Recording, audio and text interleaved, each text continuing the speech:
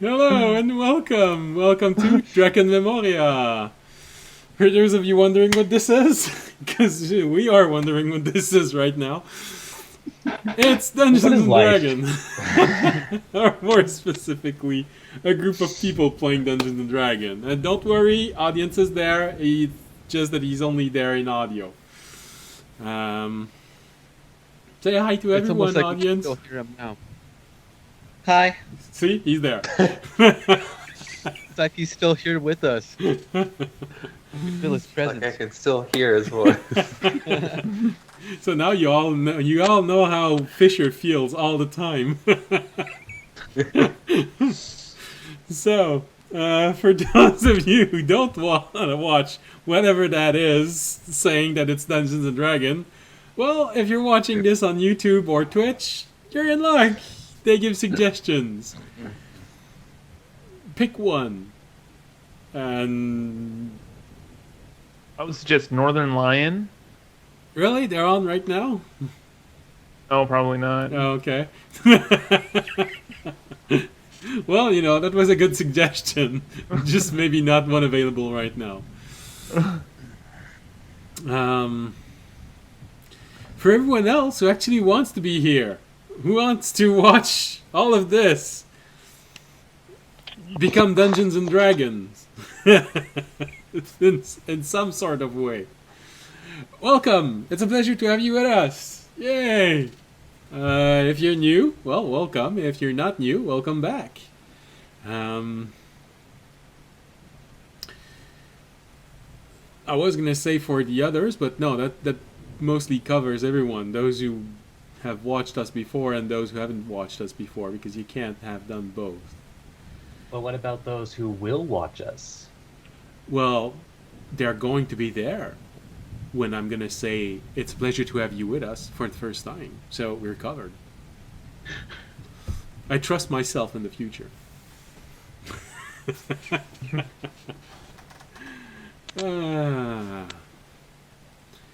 So, yes, I do hear the, I don't know what it is. Buzzing. Small Yeah. fly in the It is microphone. weird. I don't know what it is. Someone's microphone is trying to cry. So. I don't think it's mine. Sorry, I have a lot of gas tonight. Might be being picked up. Oh, no, I'm kidding. Well, I'm looking at the raw feed of all of us, and well, I'm not hearing the sound right now, so I can't know if it's someone in particular. Not too bad. All right, we got a lot to do tonight. Let's. Yeah, absolutely. Well, I have confirmation that it's not Tobiyashi. All right, so as you were saying, oh yes, sure, publicity first because we don't want to get sued. If you like the Thunderstorm, Ambient Mixer, if you like World Map, WonderDraft, if you like Battle Map, Dungeon Alchemist, all of the information are below. So just click on the link and you'll be able to try it out. Ambient Mixer is to create your own ambiance. Only have to pay when you download them, and they're royalty free so long as you use them as ambiance. Dungeon Alchemist, they're not royalty free if you want to use this commercially, but you can use the maps for your own D&D game and whatever you want to. Good place to make dungeons and things like this. And WonderDraft, well, it's a wonderful app to create a world map, which I have been considering, trying to make a map making stream with WonderDraft. I don't know, I've been doing tests to see if my very old computer, is able to run OBS and WonderDraft simultaneously. So who knows? Maybe in the next few months we're gonna add this to the roster. Not with everyone, don't worry. You won't all need to be there, but if you want to be there as moderators, yeah, sure. Pass comment, I don't mind.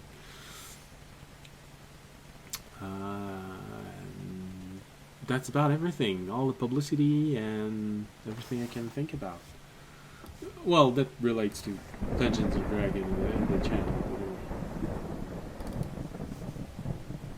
Alright, so, and with this, let's get into what happened last episode and try to go from there and see how our party handles itself tonight.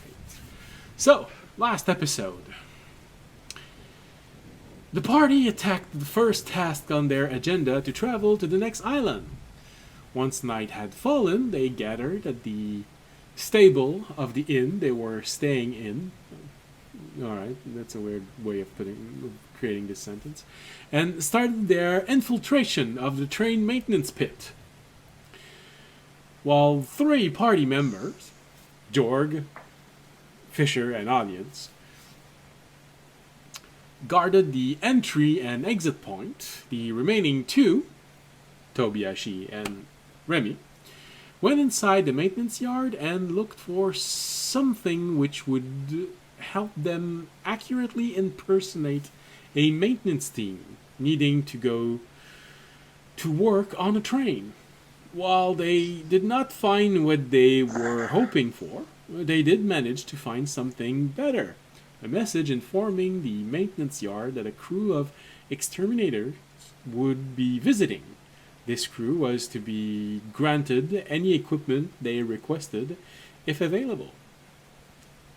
So, they actually found something interesting which might help, so long as they figure out how to play it well. They got out of the yard. They had a little chasing scene, but they all managed to find themselves back into the inn, and they all went to bed. Now, they did ask, if I remember correctly, Fisher to keep guard and an eye out for the guild members of this hunting group, of this hunting guild, for when they would wake up and leave the inn, because you all wanted to know what happened to your guide. Is he still alive? Is he dead? Is he making pies somewhere? Who knows?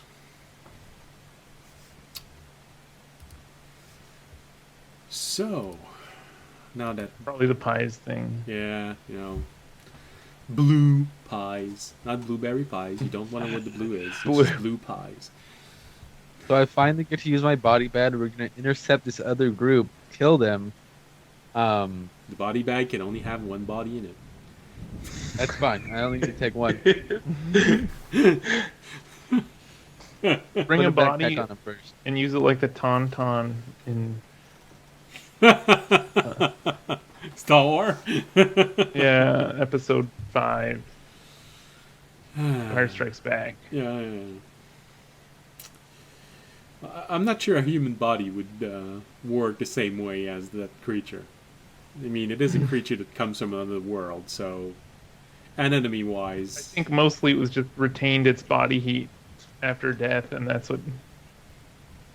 I don't think the heat would last that long. Well, that's what I mean. It's an alien creature. It's rules may be different, especially if it lives on the cold world. Maybe it takes a whole lot of time to lose its body heat. It's got a lot of blubber. Yeah, who knows? Yeah, please don't sleep in a dead body in your body bag. Well, Anyways. there's always a way. Take a giant, you put it inside, and you crawl through the mouth, and inside of the intestine, you just shovel out all of the stomach acid, and you have a nice home. It's going to smell really bad after a while, but nice home. So, with that gruesome idea, let's go back inside and see what happens next. So, you all took a room and you all decided to go to bed. With you, Fisher, being the one left outside as a guard. So, where exactly are you standing to guard this? Are you standing inside of the inn, of this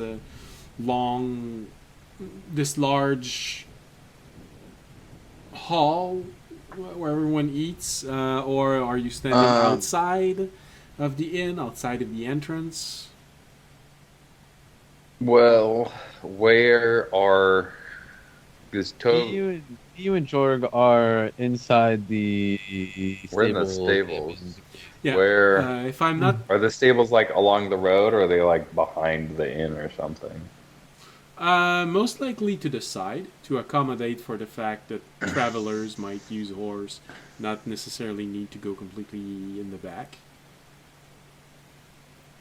Then yeah, I'd probably stay by the stables Okay. because I'm assuming I can like clearly see the road and like the front of the inn. Yeah, it's not a major city, so yeah, you can probably see any roads. And you did decide to go to the oldest inn inside of there, so you are near the town center. You probably have eyes on the town square, whatever shape it really has. Yeah. All right, then yeah, I'd post up just in the stables. All right. So you place yourself in front of the window or just at the entrance, peeking out,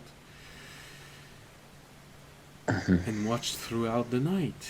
So, can you roll a perception roll for me? I can. Can I roll Come on, a good Fisher. one? Come on, Fisher. Can I Big money, big help? money. Okay, yeah, that's 19 or a 21 with Terranin. Okay. It's not if I'm sleeping. Okay. So, the night is long. It's actually not. Is it? Oh, no, actually, it's a pretty night because it's snowing outside.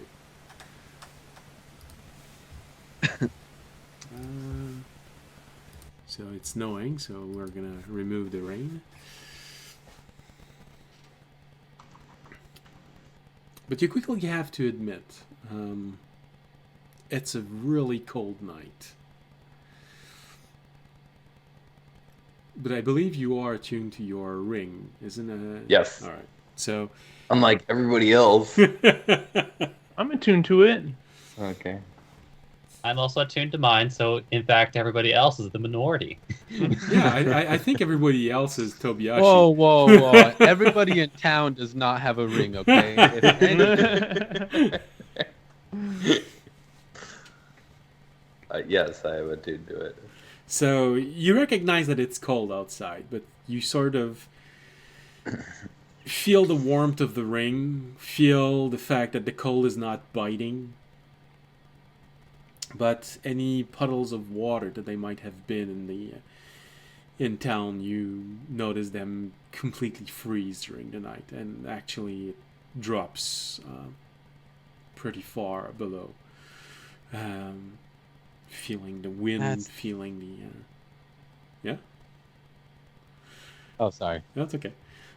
Feeling the wind, this special type of silence that you have in snowy nights when the weather is so cold that you recognize the only reason why you see no breath when you exhale is because you don't exhale. But it is one of those cold nights where you easily recognize no one's going to be out. Everyone is bundled up inside of their home. Only stupid travelers would try and sleep in a barn in a night like this. See me. Completely engulfed in hay bales. Or travelers I with pull- a cool ring. Yeah. Like a blanket, I just grab a pig and I like roll it over myself. So what you're saying is that you roll yourself along with a pig in a blanket. Yeah. Right. So You don't just tauntaun it? no. Apparently, Tobiashi likes spooning with pigs. So Oh yeah. Well, then he'd have Favorite to, if pastime. Tauntaun that he'd have to pay for the pig.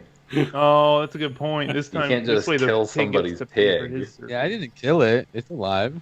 in the middle of the night, you just slice the pig open.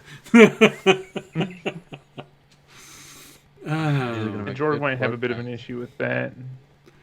well, you're sleeping. Be I like, hope so. why wouldn't you just cuddle up with me? I can transform in a pig if you want to. You smell worse than a pig. Yeah. Okay. Yeah, you go to sleep with the pig rolled up next to you, and you wake up and it's George. Druids, you can never be sure. I once had a player start a huge long conversation with a lizard. He thought it was a druid that had been following them.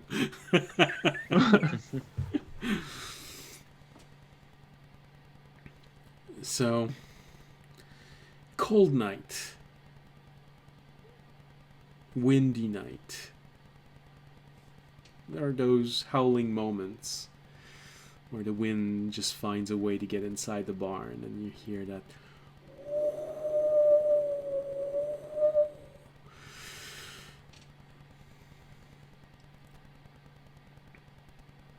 But nothing happens. The night is calm, cold. You think you see an owl at one point just crossing your gaze.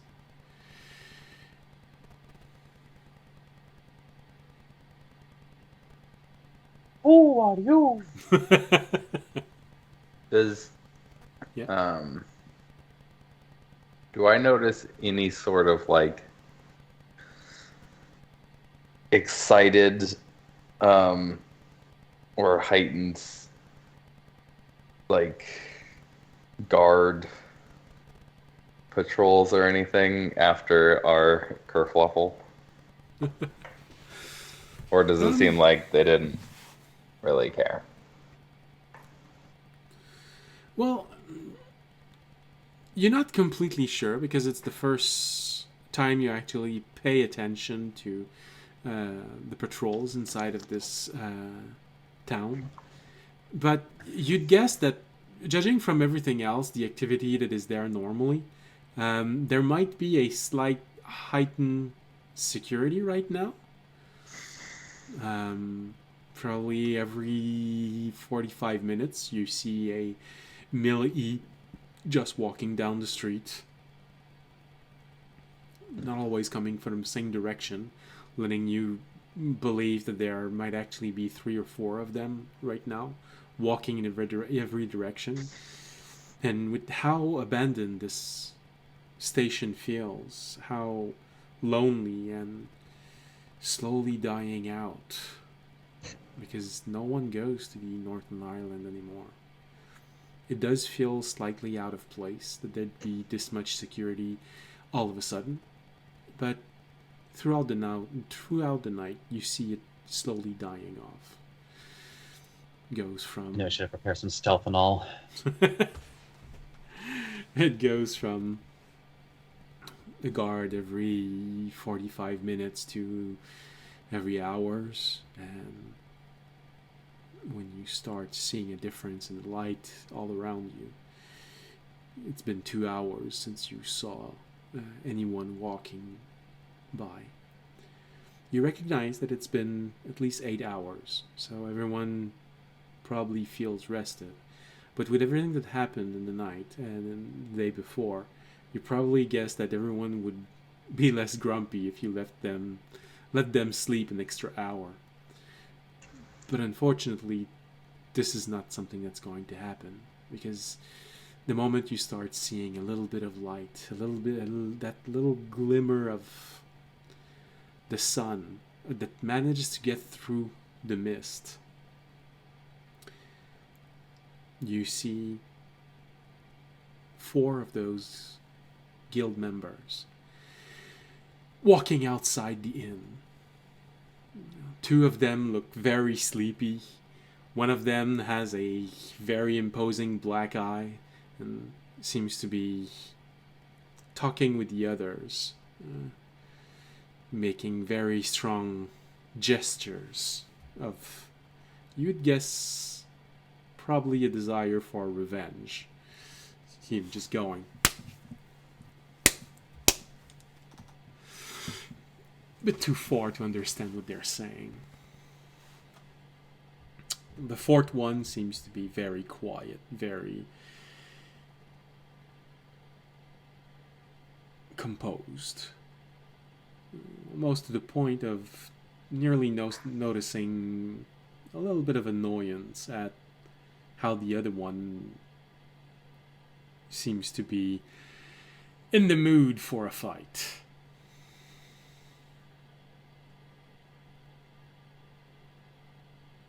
But this is what you see in the early hours of the morning. Okay.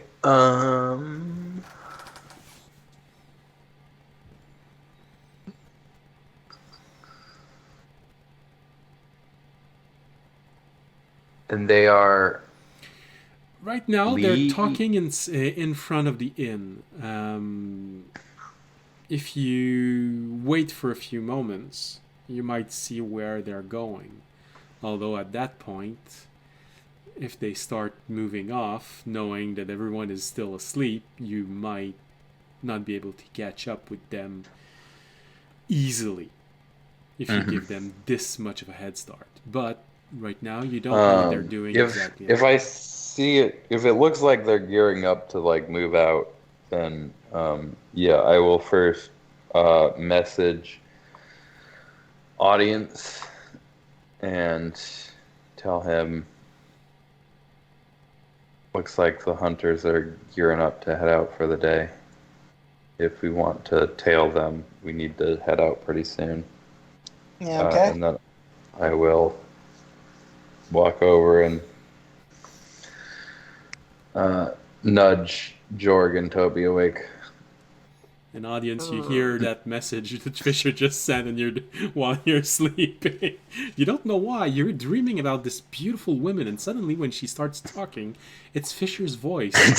And that's the message she gives you. I mean, well, that's a dream come true.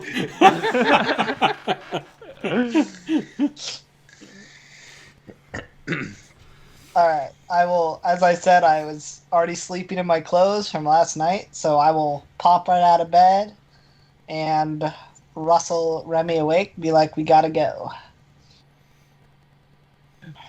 Raby thought that something else was happening, and it's like, oh. You have this moment of waking up, seeing audience bent over you, and you have this hope of, oh man, is this the night? Is this the day? Oh no, it's not.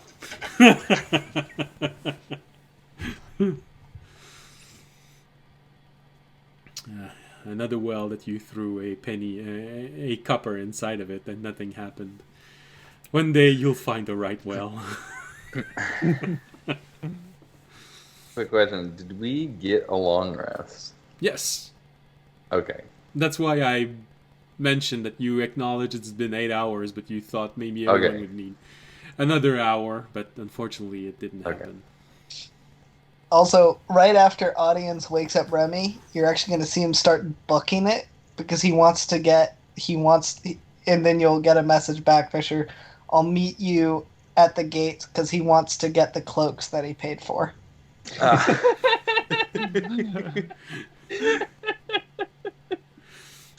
Hoping the tailor shop is open at the crack of dawn. Hey, I said early morning. I paid extra for early morning. I expect these cloaks to be here. All right, let's go. Like, look, he paid for Prime. He's gonna use it. Yeah. All right, so Audiences leave in a hurry. Get that cloak before everyone leaves. Fisher, what you do notice, looking at them, still taking a peek outside once every so often, as you take a peek outside, and especially Terranat is the one that points out, I think there's movement. You should keep it. You should pay attention to what they're doing. You just turn around because he has a little higher than you. You turn around and look outside, and you see one of them going in a direction and three of them going in a different direction.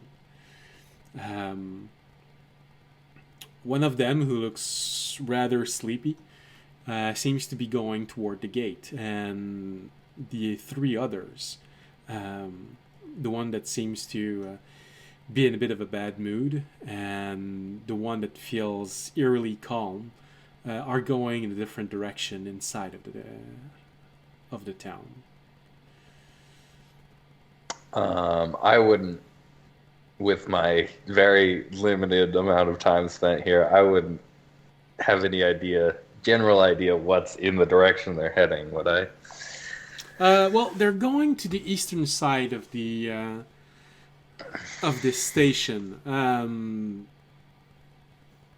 It no longer is a huge station. You have several abandoned houses in that direction. Some that are actually inhabited also. You also have a few shops. You know that audience is going the same direction. The shop where he had those cloak made is in the same direction. But you did also cross several other shops. One of them being an apothecary. Or you were going in that direction initially. No, yes, you were going that direction initially. It was Jorgen Tobiashi that went in another direction. So yeah. And the two that are heading that direction are the three. The one with the black eye. The one that is eerily composed, and the third one, which you've never met, seems to be very sleepy and slightly grumpy right now. All right, telling them all. I'd like to ask. The fourth one seems to be going at the gate, so not sure exactly if they are permanently splitting up or just dividing their group to have more things done very early in the morning. It's hard to tell. I think we should actually tail the group for now, because I feel like the one guy going to the gate is just gonna... Oh, he might be like readying horses or something. I don't know. But one dude isn't probably gonna head out on his own. All right. Did in audience's message, did he say, I'll meet you at the gate, or did he say, I'll meet you at the gate, I'm gonna go pick up the cloaks? I said I was going to go pick up the cloaks. Okay. Then I will, if he's not out of range yet, I will attempt to shoot off another message that they are splitting up, and three of them are possibly heading in that direction, possibly to the tailor shop. Well, that would be convenient. I would just meet them there, I guess. I don't know. I would like to tail the guy that's going to the gate. So Toby's just ignoring all of our... Toby's just going... No, he's like, they're splitting off one dude and the rest of them, so let's split off one dude and the rest. Yeah. I like it. Jorg, who do you want to go Just in with? case he does something. Well, I should stick with the other group, but I'll send... How can my dog go infinitely? How far away can my dog go? Well, it's like a familiar. He can go wherever he wants. It's just that after a certain range, you can't see through his eyes. Yeah. So Toby, you're going with the guys going to the one guy? Well, yeah, obviously, because if I go with you guys, Fisher's going to make too much noise. Audience is definitely going to make too much noise. Audience and I is actually- trying to be- the audience I is now sticking make with no you. noise. Audience has already you left. make- oh, okay. I'm just very big and easily spotted. Well, I mean, might as well I am not Well, stealthy, so I guess not. I'll stick with them, not stealthy people.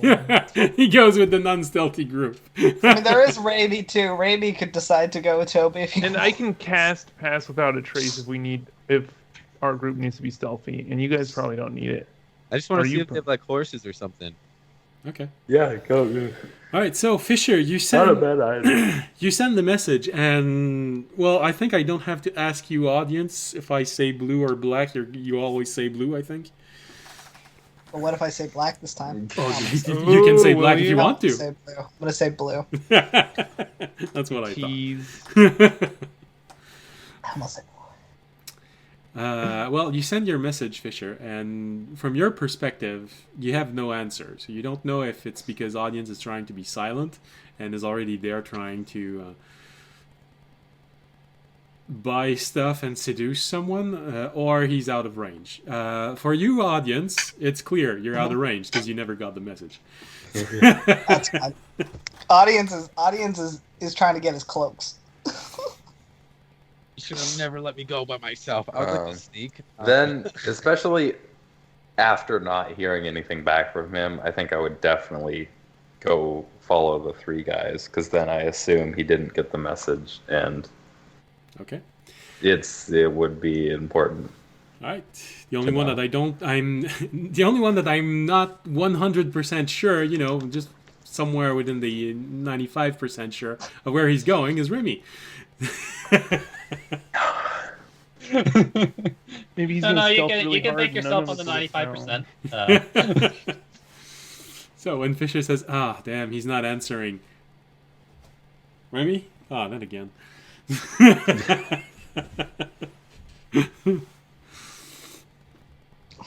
All right. So, I'd like to stealth and track the guy. yeah, sure. I mean, plus it would be a little weird if the guy who paid for the cloaks came, but not the guy who was fitted for the cloak to make sure that it fit properly. Well, he's going there very early. Not really. You Like, can send a runner to pick Yeah. up your. It's not I that would say it weird. would be uncustomary, and probably draw suspicion if Remy did not come along with. Audience. So Remy, did you sprint ahead with audience, or did you? I mean, it's not hard for him to sprint toward you. Especially with freshly fallen snow, and you see footprints. Oh, that's probably audience. I've never seen Dragonborn. Oh yeah, doesn't he need a disguise? For his feet. His face. Actually, if that's the case, Remy would actually very explicitly step on every footprint that audience makes. Has audience been leaving Dragonborn tracks this whole time? Well, That's how we on the attract. outside, yes. Inside of the towns, the city, no, because you know that the streets have been cleaned in some way. But, well, when you're inside a point or a station, you'd guess yes. When you look at this and damn it, forgot about. Wait, don't you have? We thought about the upper part. We didn't think about the lower part. I will say, audience is gonna realize when he gets to the store that he had a very specific face that Remy had made for him. So he's probably That gonna he be like, shit. doesn't have it. That he doesn't have, and he's gonna be like, I hope Remy followed me. Well, fortunately, because you didn't answer Fisher, and because they did hurry a little bit, they're probably only a few hundred yards behind you. Tobiashi. Alright, so Yeah? he does have the boot. You are wearing the boots of Elvenkind. Yes. Oh, I am. okay. Have those molded to still look like a Dragonborn shoe, or are they well, they'd be just like a really wide? they'd be 42 of his toes burst out of the they'd be sides. making a much more discreet footprints, a lot easier to hide. A long cloak dragging behind could hide most of them. I think I have a cloak, to be fair. I'm pretty sure I've been wearing a big cloak the entire time we've I been have here. them. Yeah, every chance you get, you put the hood up because you don't need to be illusioned when you have the hood up. Yeah. So Yeah. So I do have, so I'm not like super, so they're not like, no, they're not super obvious Dragonborn. Okay.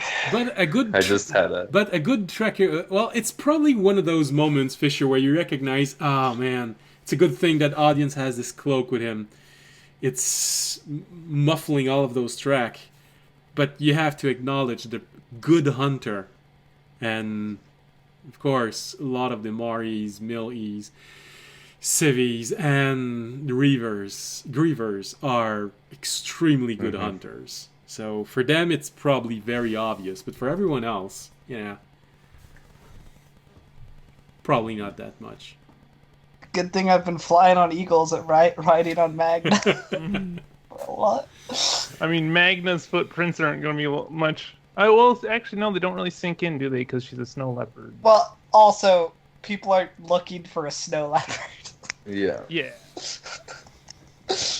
I assume that's at least mildly more common than a Dragonborn. Yeah. A giant. Yeah.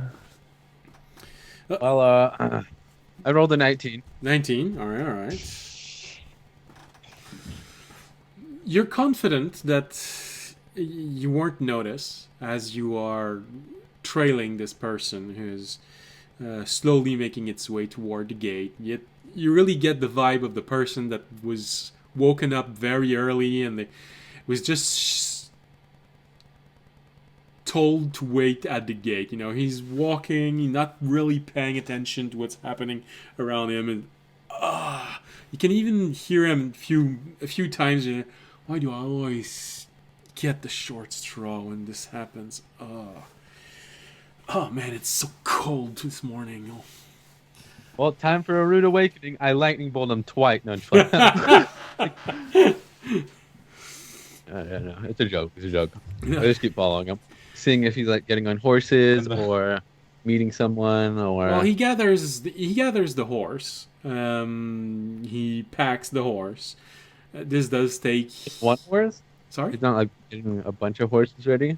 Yes, packs them. Okay. Talks to one of them. He only talks to one of them, so you get the feeling that this might be his horse.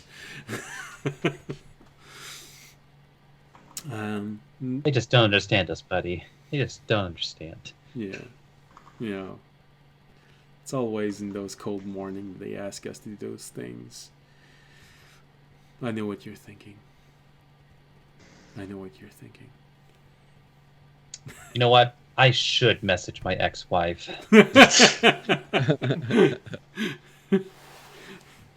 Doesn't cost too much, just saying. Send the message. So you watch him and you follow him. Doing your best to stay very hidden. You fortunately have the ability to adapt to this situation, although you've been mostly increasing the pigments in your silk. Well, now you have the option to do the opposite. Desaturate them nearly to the point of being completely white, giving you a in the snow, better fit. Inspired by the rabbits. So he actually increases the privilege by 20%.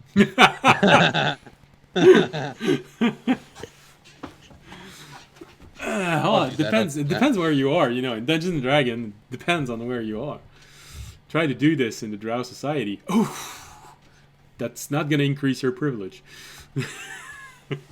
Minus 75.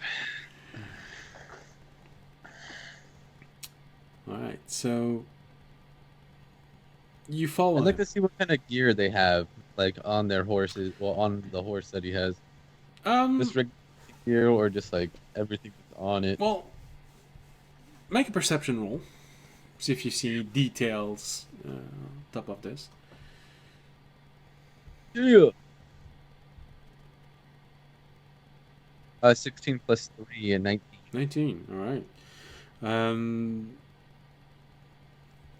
You managed to get close enough to practically rummage through their stuff. Not exactly that close, but you see pretty well what he's putting there. You see a lot of poaching equipment, a few traps, interesting length of rope. I'm probably hoping to catch something very large, judging by the quantity of ropes that he's adding to each horse. There seemed to be a place to put a sword on, to put a bow, and some quivers, although they're not there right now. So you'd estimate that the three others are moving about somewhere else with these weapons. The horse are equipped for walking in the snow. A thick blanket placed on the back, and wrappings have been placed around their feet. Giving them a small layer of protection against all that snow.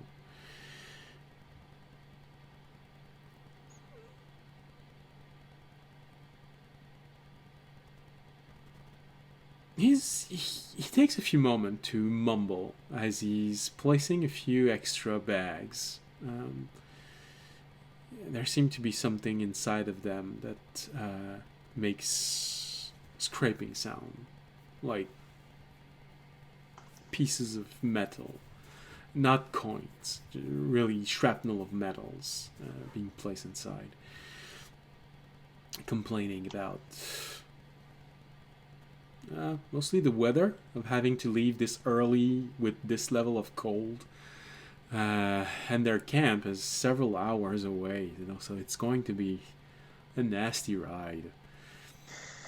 But if they really caught what everyone else says they caught, well, that can be interesting. Dismembling one of those enforcers to learn new things about them, that can be interesting. So he sort of has this anticipation, both good and bad. Alright, I'll stay watching them until I see the rest of them arrive, and just keep an eye on him, see what he's doing. Right. Wait for the rest of them to get back with me. All right. I know Remy will see me if he comes this way.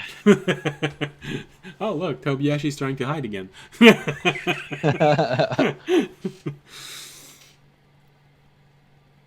On the other side of this station, for you in your mind, this town. Audience, you're the first one to arrive at your destination. When you arrive, you notice that the owner of this place is slowly opening his shop. He's just yawning a little bit. You hear him tell his daughter to prepare herself. They're going to go to the temple before opening the shop definitely. And special day. So maybe he's gonna try and buy something special for their breakfast after. She seems to be quite eager about this. Seems to mean something for her. There's something special to eat. Oh, I should have told them that they should have George stay low, because they might be looking for him. Dun, dun, dun. It happens. All right.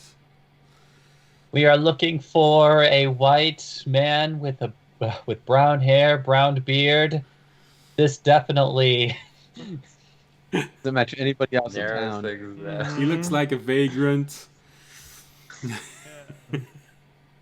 He smells. He has a 10-foot radius stench.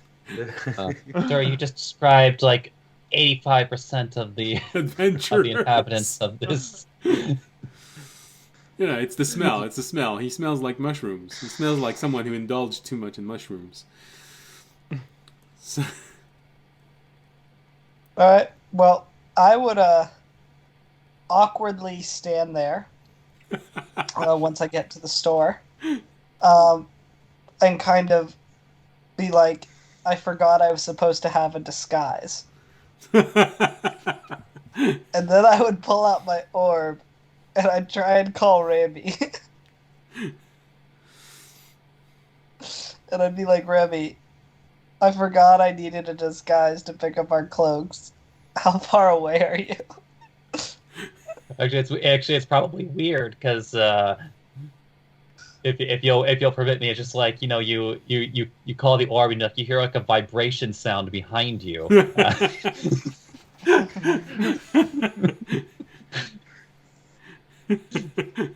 Hey, Remy. Oh. So yeah, that's what. Well, Remy did leave in a hurry the moment he learned that you might possibly slight chance of needing help. So yeah, he'd be arriving there before Jorgen Fisher. Probably just a minute before everyone else, but still. I'd be like, can you put the disguise on that I had so I could go get our cloaks? As audience says this, he turned around and he's looking at you while he's saying this. You, Remy, since you are facing audience and also the store itself, you do notice the 3 guild members turning the corner and decidingly, with purpose, making their way to the exact shop where you are.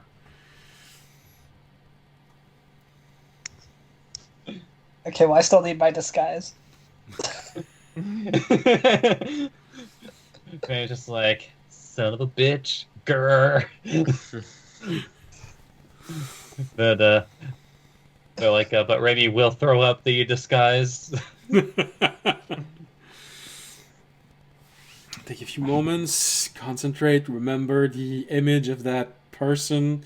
You remember that he's going inside, so you try and see a face that's really, really similar to that one, but just a little bit less attractive, knowing that he's going to be in face of that woman.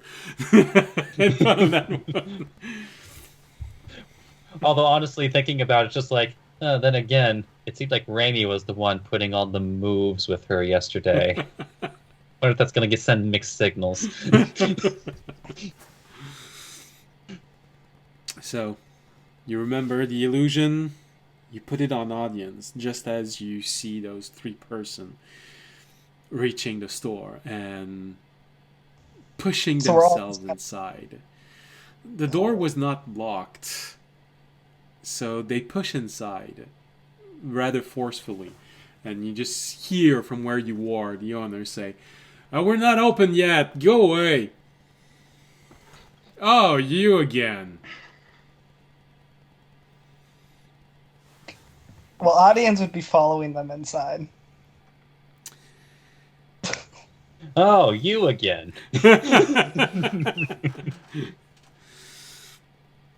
So, when you arrive, the one that was the most, that really didn't seem to want to be there, stays by the door and blocks the way inside of the store.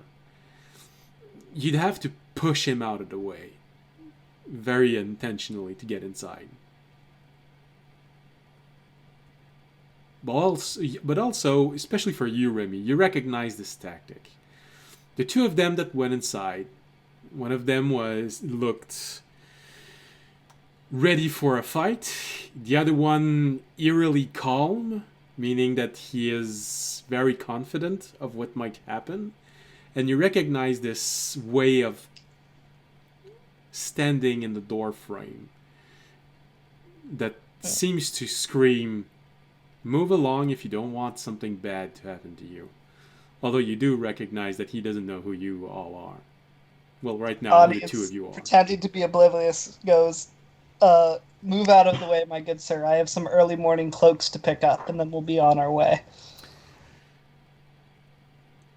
Well, the guy looks at you for a moment and says, it's just going to be a moment, sir. They need a little bit of time in private.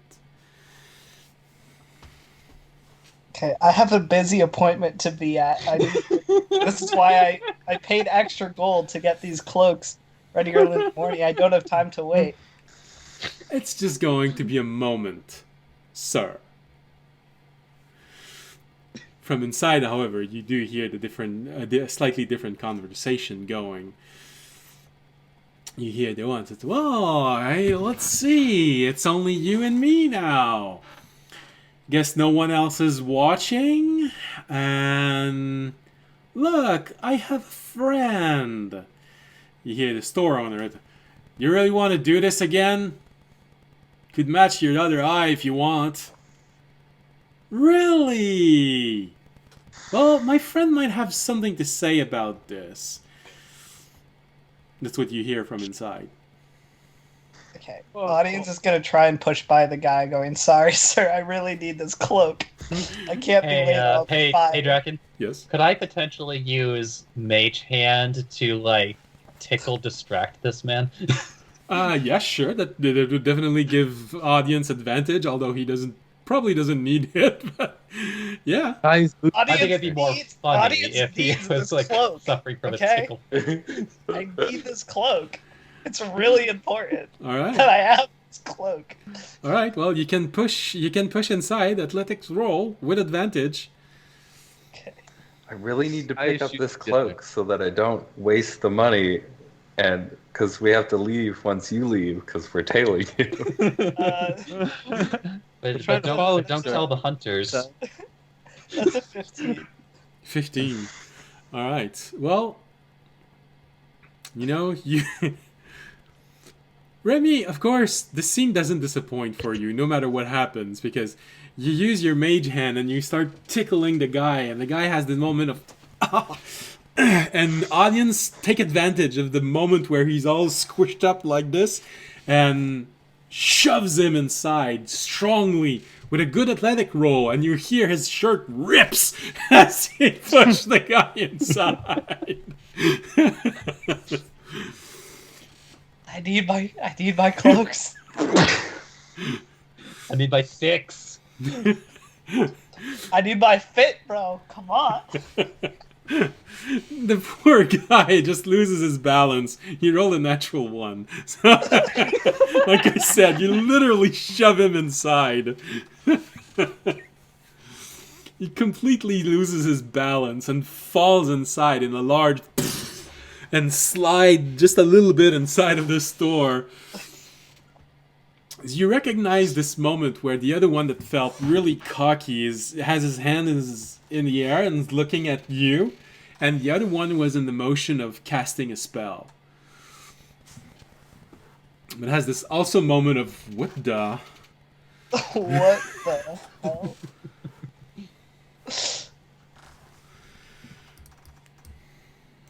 I'm gonna pretend I don't see anything. I'm just gonna be like, "Hey, I'm here for my cloaks." I want to see what they do if I'm like that. All I right. pretend to just be utterly oblivious. And I'll say to the guy at the door, I'm gonna be like, "Sorry, we'll be a minute. We'll just be a minute. Sorry about him." Oh, have you caught up? To... Oh wait, you were with. I was with you guys the whole time. Yeah. No, it's well, you're probably, like I said, you're probably just a minute behind him. Oh yeah, because you went. Yeah. Never mind. So you probably Yeah. arrive just as audience shoves the guy inside. You just see audience push him. You see the 2 feet of the guy going up, nearly as high as waist high, and go inside of the store.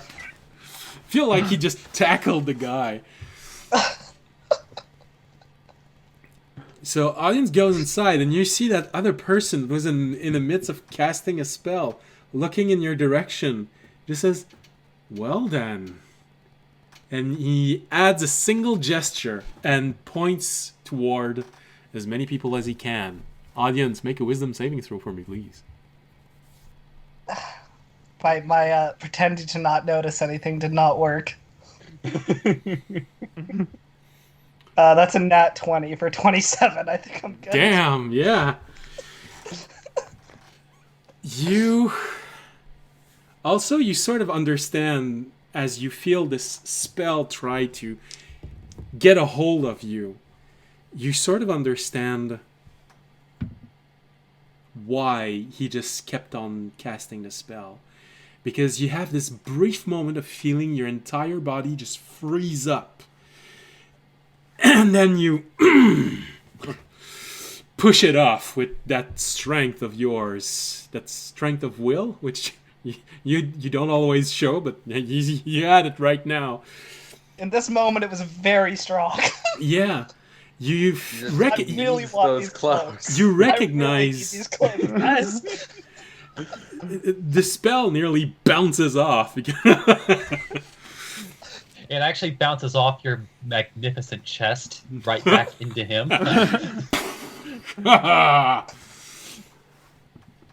And you recognize the type of spell. It was a hold person spell. However, the two others inside of this room are held by this spell. And there is a moment in your mind where you see, well, the shop owner and the woman. And you sort of have this moment of realization of what was going to happen if you hadn't come here this early in the morning. Gangsters using a hold spell against two innocents, one man, one woman, going to go inside to get their revenge. You just walked in on this, and fortunately for you, the spell did not take hold on you. Nope. As a reaction to that, can I try and punch the guy who cast it? Yeah, sure. The spell didn't take, so... Not even draw my weapon, just punch him. The spell didn't take hold on you. Yeah, like Raimi just very quickly go following in as well. It's just like, oh shit, this was a shakedown. Oh, and Remy, your imagination of the underbelly of the world, that would have ended really bad. Thank God we're here. That's a 26 to punch the guy in the face. That's a hit. That's a hit. Okay, that's 6. That's just 6 bludgeoning damage to him right in the face. Just give him a good old sock. Ooh, concentration save. Yeah, that's what I just did. Let's get Dwarf Dad involved. Well, concentration save was an 11 in total, so yeah, he makes it. The spell holds, but he takes one step back as you receive this blow to his nose. I just growl, I need my cloaks. I don't care what's happening here. I need my cloaks.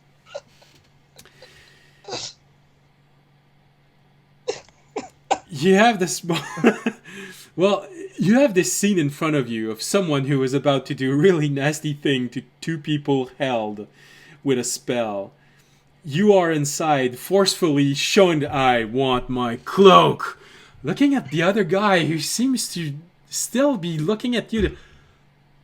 Why? What the heck's going on here? Who is that?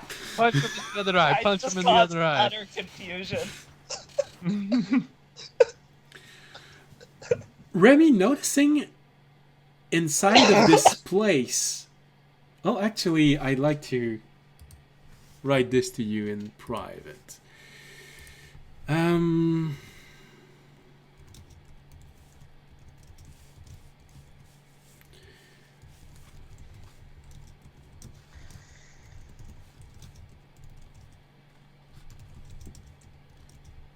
Does the team supervisor need to pull out his whip? Well, it's not his whip, but he's borrowing it. Yeah. Yes, Daddy. So I like how these guys are like probably weapons and stuff, and I was just like, nah, I'm just gonna punch you. So yeah, Remy, there's this thing. It's subtle. It's not an overwhelming that happens, but you start noticing this because of your stupidly high passive perception as you follow audience inside.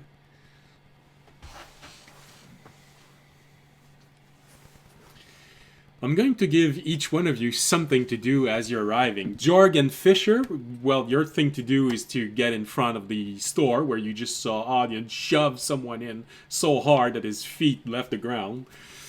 As you arrive in, you do recognize the moment where everything's happening, but because you got there, you're sort of one round late. So, Remy, audience, I'm both giving you a chance to do one thing before initiative is rolled, if you keep on going for a fight.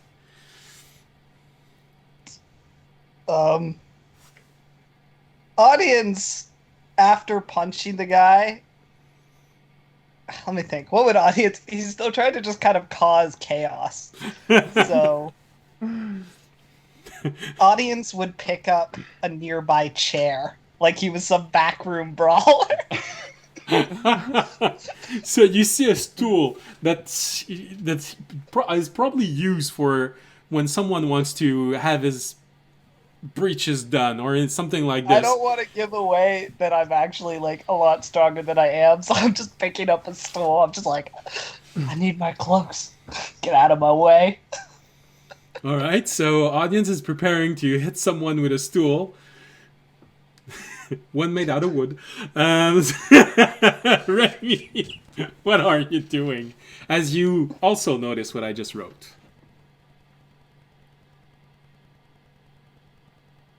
Yeah,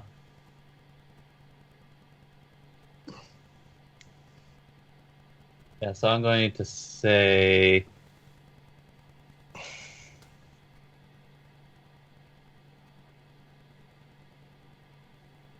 I'll go ahead and like just ask like in a particular area or just all of them.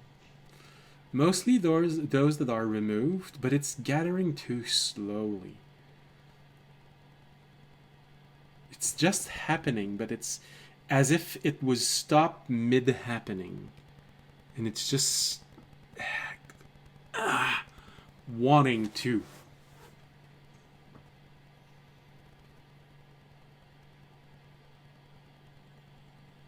Okay. I think...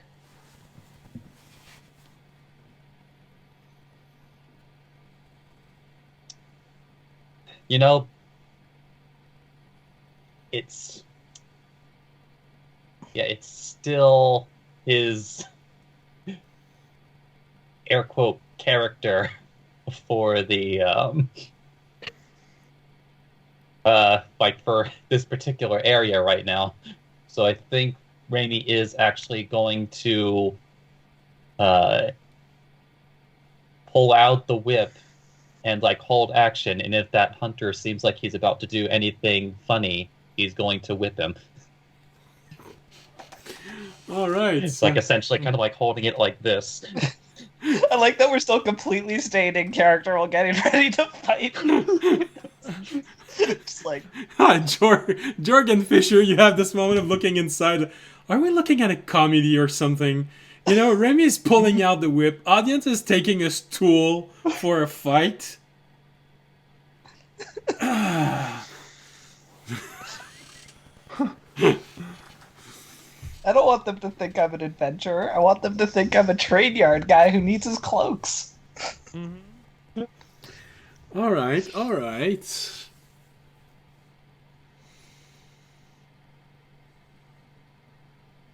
Dude somehow got lucky with his resist a spell save. All right. Oh, that's how do they react to this? All right. Where did I put this? Ah, here it is. Somebody messaged Shade and messaged me that something's going on. Something's about to happen. All right.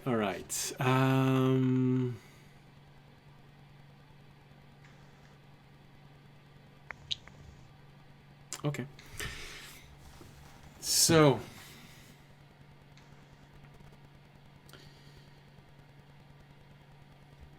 Well, the reaction is the one that seemed to be completely not sure of what happens. He draws a sword,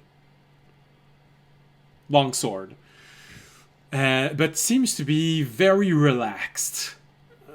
Relaxed to the point of looking at his friend and sort of saying, he's gonna protect me.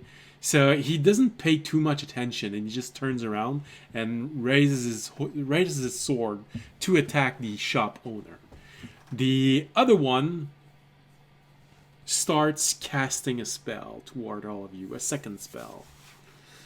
So, well, then, especially Remy, you realize that this is not a concentration spell that he's putting up, that he's starting to cast.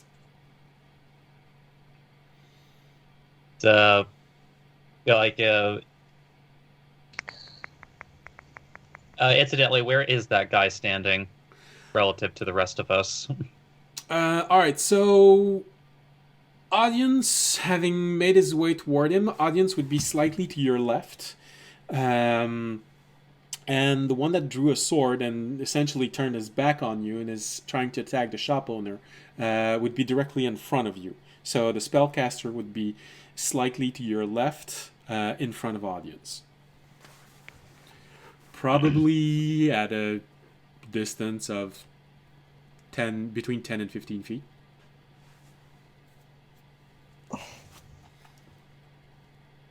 So, but basically, all I need to know is that that he's next to audience. Yes. Audience just punched him. He didn't step back.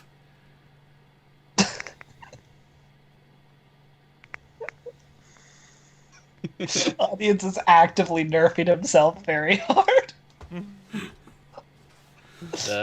Raimi is going to, hope that audience is going to take.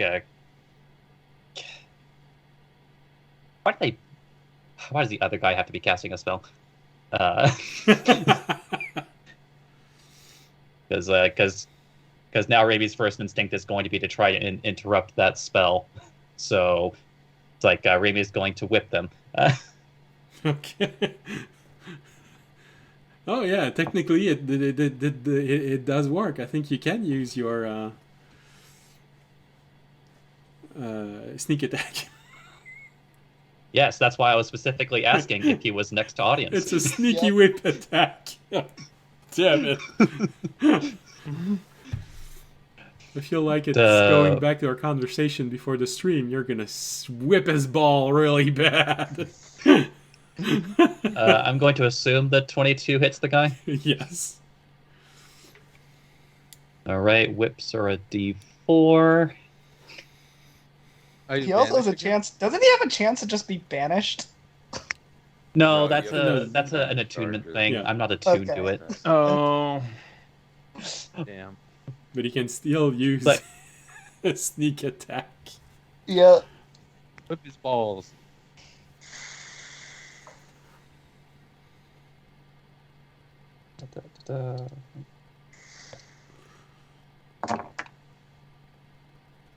All right, so we have 3, 9, 12, 17, 21, 26 slashing. Jesus. Sneak attack with a whip. You don't see it coming. It just so stealthily, but you hear it at the last moment. Ah, ha, ha. Jeez, Louise, that smart's bad. 26 damage, I feel like that would just whip a hole in him. Alright, so 26. These trade yarders are tough. 26, which means he has to roll 13 or more. He rolled an 11. Hey. So the whip hits him pretty hard, and you do recognize this streak of blood going on the floor. You definitely hit probably his face, because you wouldn't see blood if you hit his ball, and he'd probably be unconscious with something like this. So you probably did manage to slash up the side of his cheek with this, and the blood spills out. The spell that he had vanishes on the shop owner and the girl, the woman, not far away from him. You recognize that moment where they... Ah!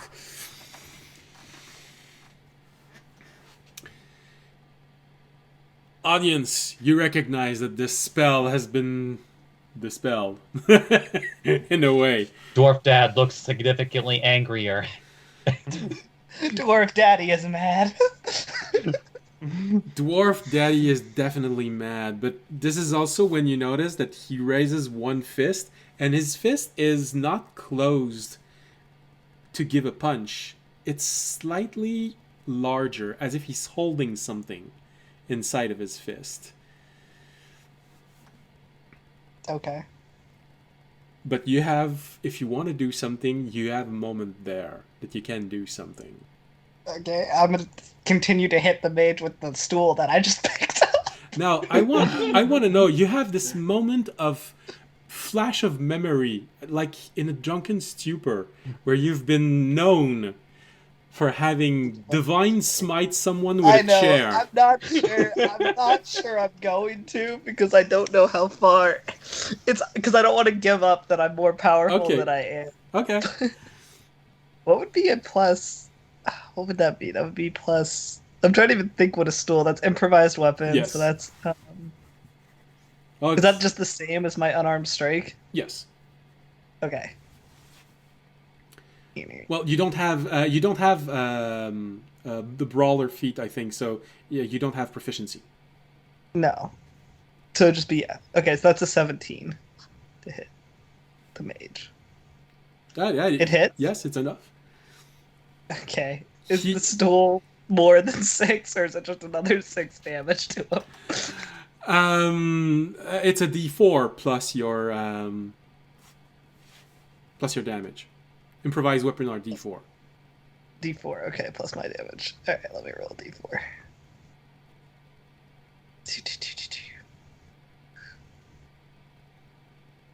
That's 2 plus... What's my damage? So that's 8. Is that how that works? Yeah, that works. Okay. So yeah, I'm just gonna smash the stool over his head for 8 damage and go, damn it. Sir, I'm gonna need you to calm down so I can get my clothes. Well, definitely the hit that you just give him pushes him nearly on his knees, recognizing that you pushed him below 50% of his hit points. The stool nearly breaks on him as the total of Remy and you hitting the guy pushes him below 20%, below 50% of his hit point.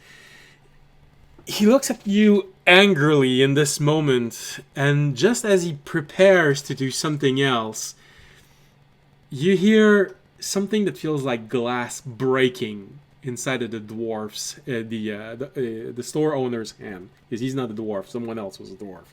You look like a dwarf. He just looks like a double door. You hear something break in his hand. And now, Remy, you see the end of what was happening. You immediately see the shadows everywhere.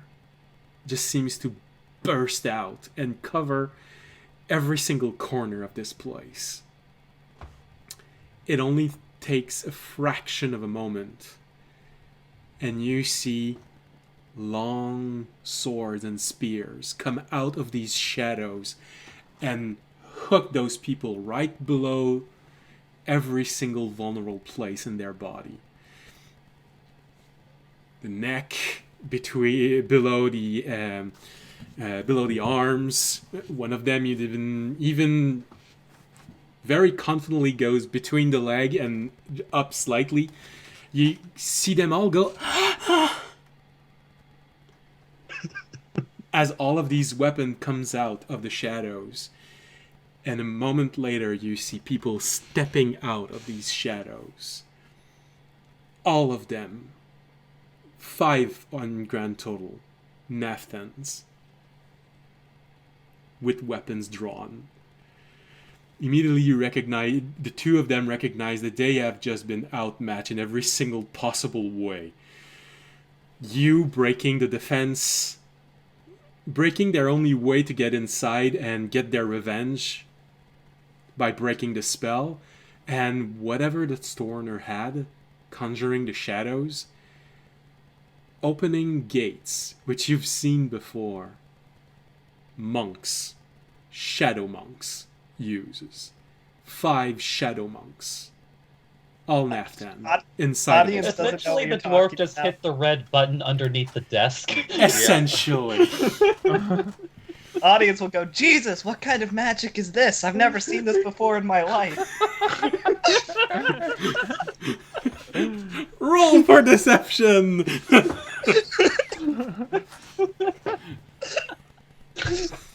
Yeah, that's a 3.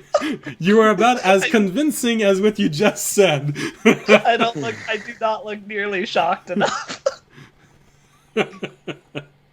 Remy nearly... Oh my god, whoa, magic. Whoa! Remy nearly falling to his knees laughing as audience is doing this. Guys, this is crazy. This is so crazy. You hear one of the Naftan just making a step forward toward the two there. And, well, now you're going to leave. We are giving you a chance to survive this. Your choice. The one that was very enthusiastic about this fight has a brief moment of wanting to say something. Well, that immediately the mage just shuts him up, put a hand in front of his mouth. We can recognize when we've been outmaneuvered. You'll pay for this, you know. Of course. Move along now. Do you let those 2 out? No. Yeah, The Naftan seems to be letting the 2 leave. I'll let him out. Well, there were 3 of them, weren't there? Is The third one is on the floor because you shoved him in so hard. Does the mage seem like, was the mage the super calm one? Yes. Or was that the guy at the door? Yes, it was a mist. Okay, it was a mist sorcerer. Okay, I'll be like, the mage might know something. Yeah. I'll kind of look at Remy and be like, the mage, if any of them know something, I would guess it would be him. He seems like the leader of the group.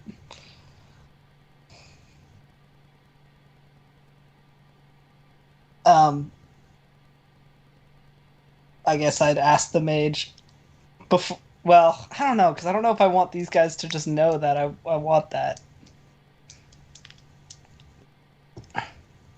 Just above table reminder, we were going to try and stalk these guys anyway. Yeah. Well, I mean, we want to go back to their camp, but it's...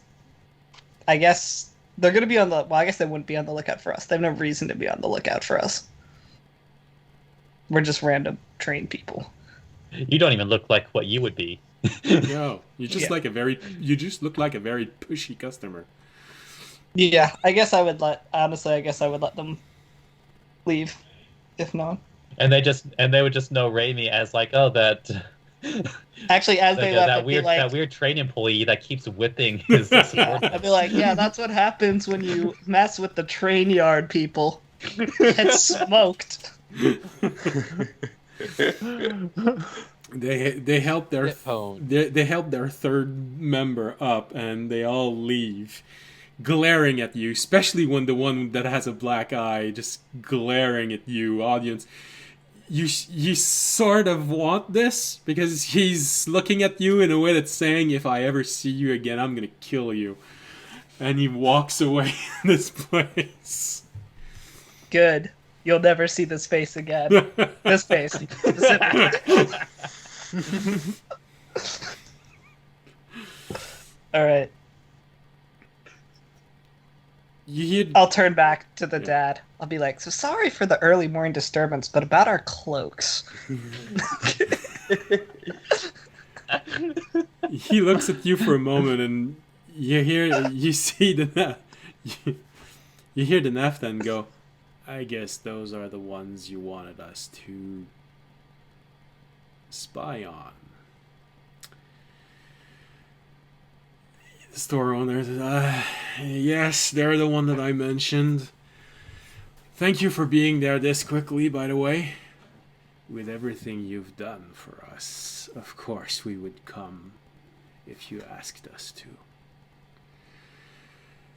And yes, they're the ones speaking in a different way. He looks at you, Remy. He looks at you, audience, and Jorgen Fisher at the door, watching this at this moment of Just like mid-knock. Fisher just goes, "Oh shit, you mean us?" Us? What? You hear the What? Naftan What keeps on for? going. We work at the train yard. Yes, Train yard, guys.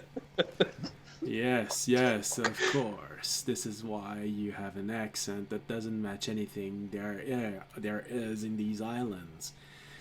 And you walk about doing as much noise as injured toddlers in a field filled with wolves. He looks Except for at you. He looks at you. My voice box got damaged. His accent is That's why I programmed. sound like. He looks at you, Remy. He says, and by the way, you shouldn't leave messages on the walls. Although they can't figure it out, mist sorcerers can divine the lore behind something. They knew you were coming here. This is why your friend got ambushed. Friend. Wait, does that mean you know where he is? Well, I would imagine he is at their camp right now. Or rather, what was left of it. The scouts have said that something really awful happened there about an hour ago. Something hit their camp so hard no one survived.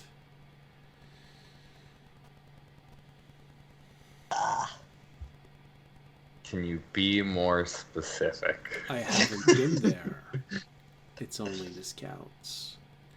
Well, we were about to head over that way. We were What actually a about bad to track. scouting report. Yeah, I was like, we were about to track the hunters over to their camp. So Yeah, Remy, I know we got these new earpieces that we were telling you about. They seem to I have will the pull emphasis out in the bag. orb and quickly message Toby. I don't have my orb. You gotta You message don't have my your phone. orb, right? I'll be like, yeah, we were about to go check out the camp to see if we could find our friend there. Well then, I would imagine you would want to be very well armed, because although we do not have much detail, report says that everyone there was slaughtered, butchered. Well, there might not be anything there then by the time we get there, but we might be able to figure out some besides these four, but they don't seem that challenging, to be And honest. I would imagine they would have a very nasty surprise when arriving at their camp. We can let them be bait and take whatever trap has been made for people coming back, and then we can see what's up. Well, whatever You your want to come with us? Help us. whatever your choice is, this does not concern us. Okay. The camp is roughly a half a day of walk, and he points in a direction. What about a ride? I think they might be taking horses. Well, they will be trying to take their horse, of course. But I don't think that when they will get close to their camp, their will allow them to keep on moving. Like I okay. said, the place was butchered. I hope you have a strong stomach. And he grins slightly when he says I don't this. have a stomach. So anyway, about our cloaks. We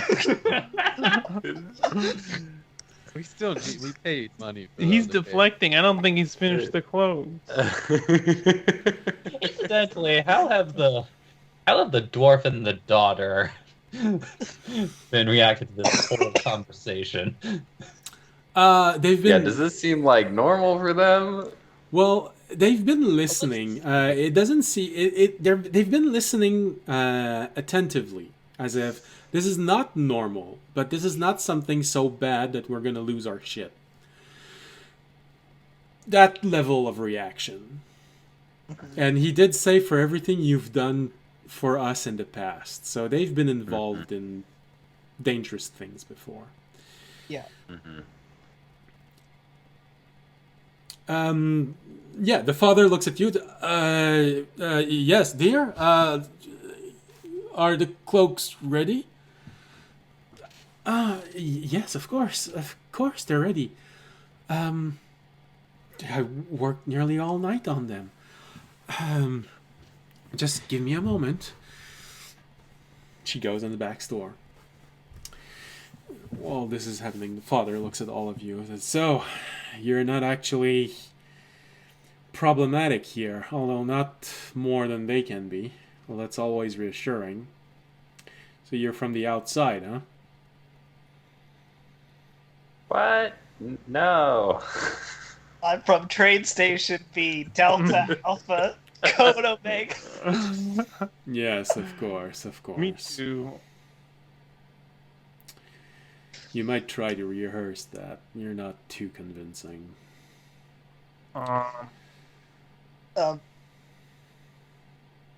Yeah. Well, we're here for reasons, and we're gonna go about those reasons once we get our cloaks. So. Well, so long as you're not a problem for me and my daughter, you can go about your business in whatever way you want. We won't be a problem for you or your daughter. All right, here, sirs. Your cloaks. It's already been paid, if I'm not mistaken. So, here you go, and take care of yourself outside if you really are going out there. Judging from what the Naftans have been saying, something really bad happened over there. Yeah, it's okay. Don't worry about us. What you saw just now was only 10% of my power.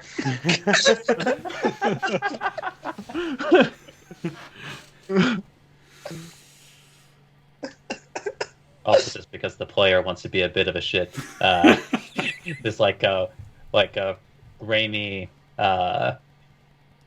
even though he isn't wearing a hat, like his hand goes above his head and mimicking the motion of somebody who does it when he receives the cloak.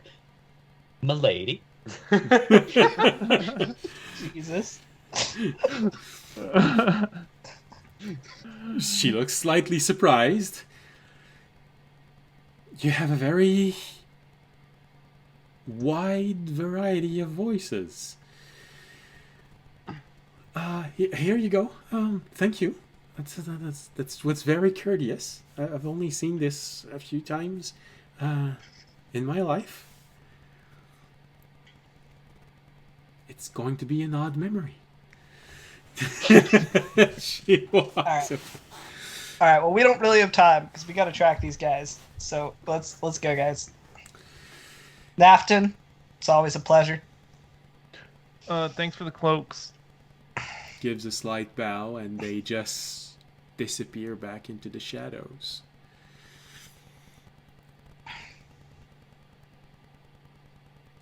All right. Well, let's go track these guys. Apparently, they're going to be very unhappy soon, but we'll give them a few more hours of blissful ignorance. I'm hoping that thing that cut through their camp was Civ and not the The Griever owners. that's been tracking us. Oh, I don't think it'd be the Griever that was tracking us. I would be far more worried about it being the other Civ, Okay. but the Civ that doesn't like Oh. us. Oh yeah. Oh, the butcher. He's not When a did it say Civ. he cut He's through the? Well, yeah, but my point is he's Yeah. like the same type as Civ. He's, Yeah, he's a type above. He's not a Civ E. He's a Mar E. You know, Yeah. Civ, our Civ. Yeah. His name Yeah. is Civ. He's like Civ Yeah, he's like Yeah, he's in the way that he can just kind of murder Yeah. everybody. yeah. All right. yeah. Violently. But if he is there, you know, he'll probably kill the other guys first, and then we can run away. All right. So, you gather everything, even your new cloaks. I'll give it to Remy and Fisher. I think it was Remy and Fisher who I bought them for. Yeah, well, once you leave the store, you can give Yes, it to whoever you because- want. Toby kept taking my cloaks. So that's why I was like, did I get one? And if I'm not mistaken, they are for warmth. Is that it? Yes. Yeah. Well, Remy's is also a little bit stylish. Oh, yeah. Yeah. That's why his had to be custom. Yeah. Yeah. All right. And then I guess we start following the guys to where Toby is. Yeah, probably. You follow these guys throughout town. Following Remy's lead, whenever he says, you stop and you wait until he says it's okay, and you follow him all the way to the front gate. Tobiyashi, you see these 3 person arriving. One of them looks a little injured, nursing a wound on the side of his head. The other one just talking shit to this mage, giving him bad feelings for, what was that? What? You were here for one thing, and you didn't do anything. You just let yourself be pulverized by this dumbass dock worker. I don't know. You had one job. You had one job. One. You fucked it up. I'll keep listening, watching. Before any of that happened, while I was just sitting there watching the guy, Yep. seeing him talk to his horse, I would have put a piece of silk on the ankle of one of the horses, Okay. and then held it there with my key, Okay. so that I could follow it easier. Yeah, no, absolutely. I'd go with make a stealth roll and a sleight of hand, because you don't want to be noticed as you're doing this. You don't want the horse to react to you doing this. You said stealth? Stealth, because 16. you're getting really close and doing this, and sleight of hand, because you want to try and tie that piece of silk to the horse without it reacting. Nice. Sleight of hand is 22. All right. So for the stealth part, you're not as sure as when you were following him, but you do use a moment where he's on the other side of the horse, and since he doesn't seem to be reacting, either he's ignoring you or he's not seeing you. But either way, it seems to go in your favor.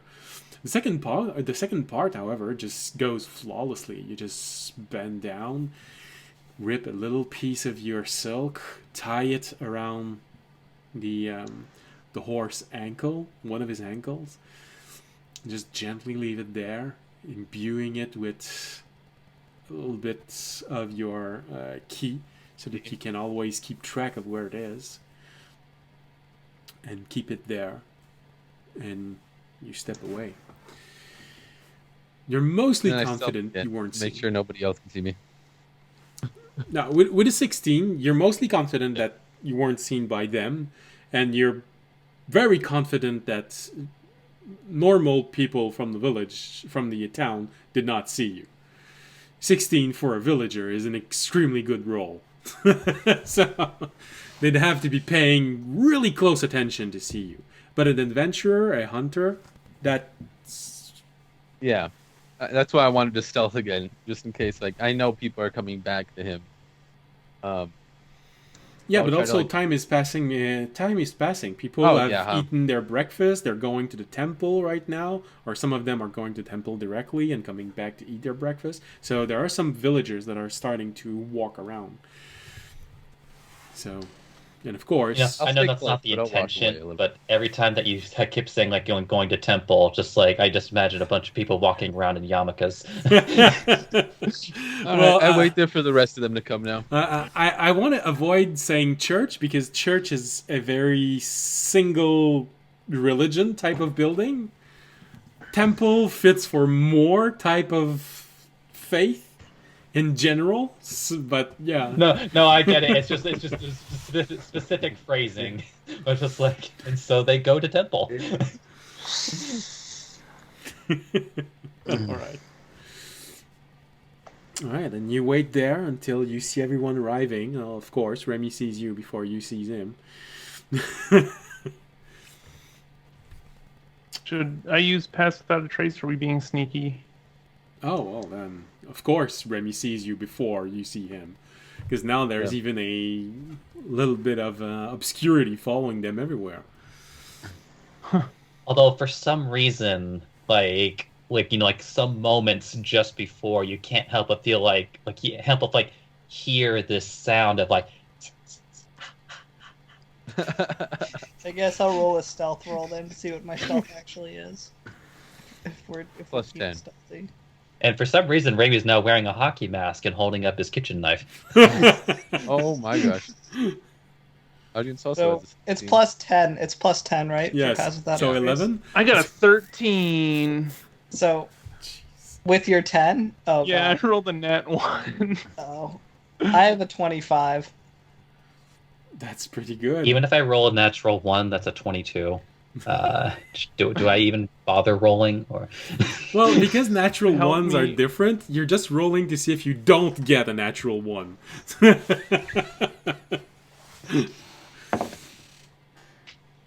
I'm actually just like stepping on things, and I keep getting snow in my shoe. You're not and even I'm like, standing "Ow, in the pass ow." without a trace. The rest Yeah, of us actually, I'm just outside walking of the aura alongside. somehow. Yeah. Even though Even though it's an enveloped aura me. centered on him, so he's not. It's a donut. You know what? I Not acted it as a donut this time. I didn't roll a natural 1, but I did roll a 4. Well, But that's still a 25. Hey, you and audience have the same stealth. it's a sign. All right, so, well, you're all pretty good, except for Jorg. For some reason, he just reverted back to his childhood, and even though he's never seen snowbanks before, now every time he sees one, he just intentionally walk right into them, starts writing stuff on the snowbanks as he's leaving this little place, and you sort of have this moment of looking at him. Why did you write "we were here"? Didn't we just get told to not write messages? Oh, I thought he said to write messages. I think the more perplexing thing is like, why did you decide to do it with your urine? Had to pee. It just made sense. He transformed into a dog so he could control his bladder well enough to write "we were here" in every single snowbank along the way. You don't have that much control over your bladder? Humans don't have that much control over their bladders in general. It's all a matter of will. Challenge accepted, by the way. Yeah, that's what I'm saying. I can It was write like it on one 20% snowbank. luck, 15% skill, 10% concentrated power. Will.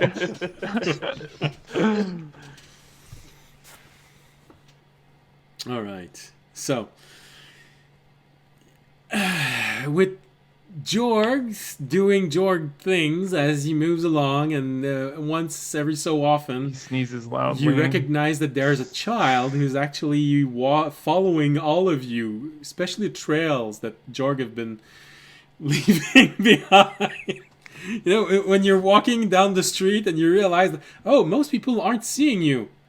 Well, except that child who's following us now. Oh, look, he's got a friend. So now there are two children following us. If they want to follow us out of the city, that's on them. Following the leader, the leader, the leader. Following the leader wherever they go. The guys we're trailing don't know it. No, they're in front of you. People are following from behind you. We're just gonna like turn around and like whisper, shout, "Shoo!" at them. Like, and that's why you got a 13. Now it makes sense. You see them all scatter around, start laughing, and it only takes 2 or 3 minutes before they start gathering up again. So periodically you have those children dispersing while laughing and then coming back, following this I don't know, cloud of snow, of just ruffling snow moving down the street. Look like a dust devil made out of snow. So we're just gonna write like an arrow on the ground and write "We went that way," pointing off to the side somewhere, and hope they follow that. There's messages. you arrive at the center of this little town, exasperated at Jorg's attempt to cover his own ability to not leave messages everywhere, as children are gathering behind your group following your trail. Well, his trails. But fortunately, they're all following you from behind, and those you are tracking are following you from the front, and they did not roll high enough to actually notice that Jorg is following them. Wow. Damn, they're really distracted. Well, they rolled a 3. I started following them before they got here. They rolled a 3, so 5. Oh, so without Pass Without a Trace, they would have known. Yes. But because there's Pass Without a Trace, now only children knows about you. Once I started seeing Jorg doing stuff, I would have followed them before they got to me.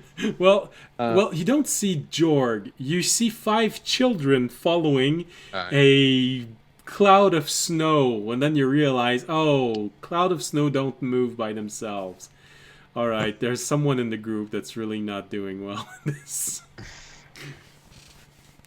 I sneak on off and follow them before that reaches me. So what happened to their horse? The Naftons. They're on something horses. happened to their horse. Oh. No, nothing happened to their horse. They just said that they're gonna need some resolve if they want to keep on going. All right. Well, Remy should maybe summon some horses for us so we can keep up with them. Jorg can turn into a horse. How do you sneak on a horse? You Ride far enough back from them. yeah, and just follow their horse tracks. Well, the horses are already on tiptoe. Classic. We just follow the tracks of the horses in the snow and then stay back a little bit. Right.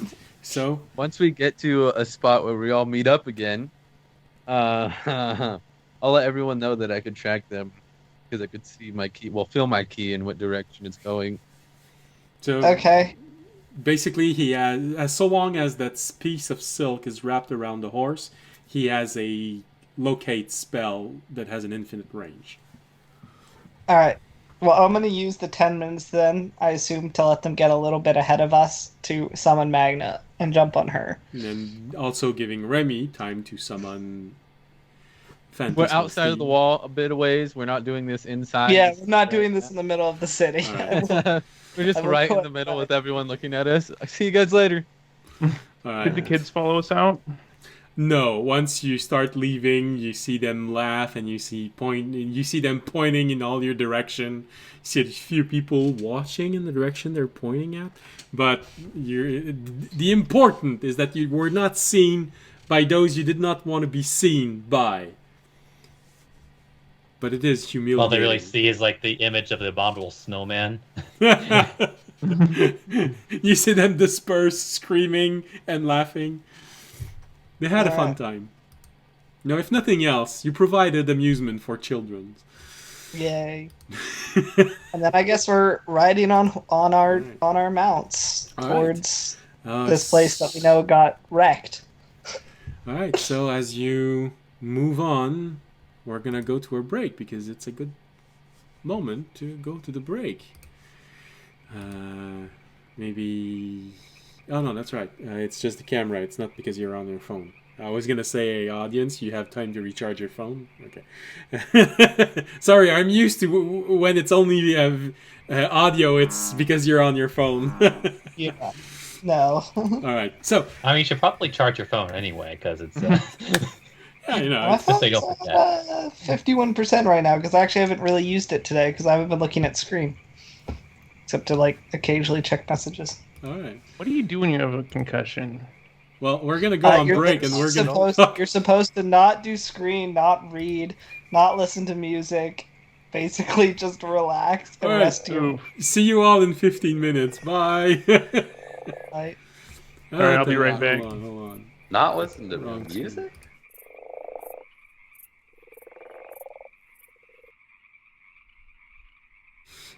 Hello! Welcome back! Don't worry, we didn't forget about you. We would never forget about you. Even though you don't write anything in chat, we know you're there. Well, that's not true. One person wrote something. Garlic. Classic. Hey, you know, we all need it. It's good for the health. At least that's what they've been telling me since I was born. Alright. So, with this inspiring word in mind, we keep on going. You don't know why, but as you ride outside on Remy's phantom steed and Audience's mount, you just keep thinking about garlic. Black garlic. Especially you, Jorg, you know? Fresh garlic out of nature itself. Not Really enhances my general smell too. you know, not in the gardens that people have and really wild garlic.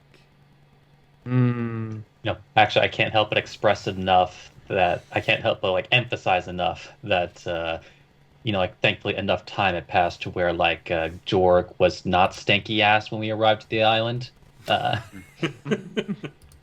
Yeah, from potion. Well, no, yeah, you spent a week flying, so no, you were okay. You were okay. That was just his normal nature musk. That was just my natural musk. Yeah, you know, every morning he rubs dirt under his arms, and he says, "Yo, you see, natural smell." It's natural deodorant. No, And it helps with the chafing. there is a natural antiseptic in dog's saliva. So every morning he has his dog lick his underarm.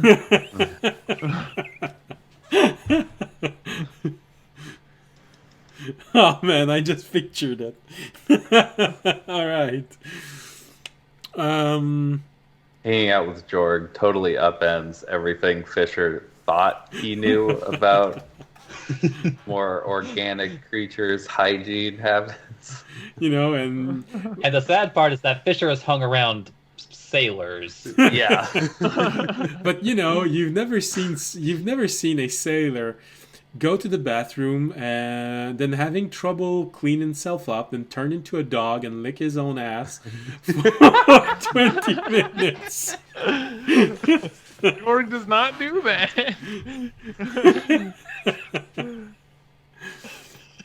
He only likes other people's ass. Well, as a The dog, thing is, you can't prove it. as a dog, it's okay. You don't taste your own shit. It's part of their anatomy.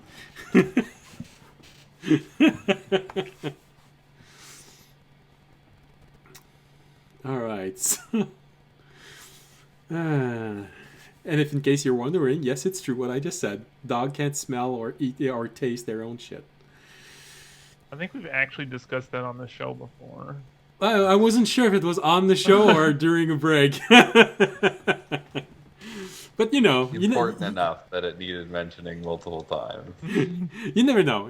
There might be new people watching, and we really have to imbue They also them need to hear that fun fact. They need to hear this for their own games for when they transform into dogs. For Yeah. ultimate realism. It's mechanically important. It's essential when you're a druid. So, with this interesting image in mind, you follow that other group as they're leaving and trying to get to their camp. Frustrated, feeling like they were just bullied, although they were the one who was about to do this. But you recognize the demeanor and the kind of argument that they give for an hour straight as you don't even have to concentrate to follow them, because you just hear that guy that just keeps on burrowing this sorcerer for not holding his spell after getting whipped and slammed with a stool.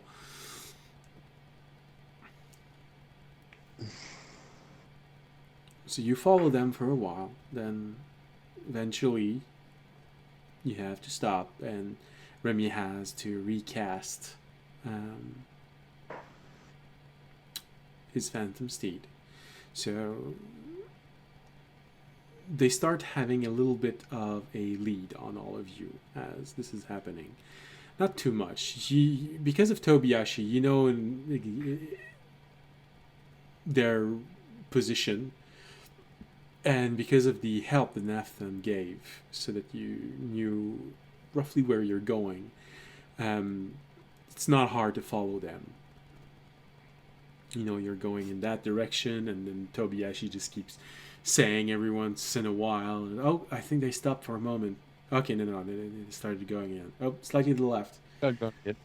I think they're trying to lose us. Oh, no, okay, that's all right. They're just going in circles for a while.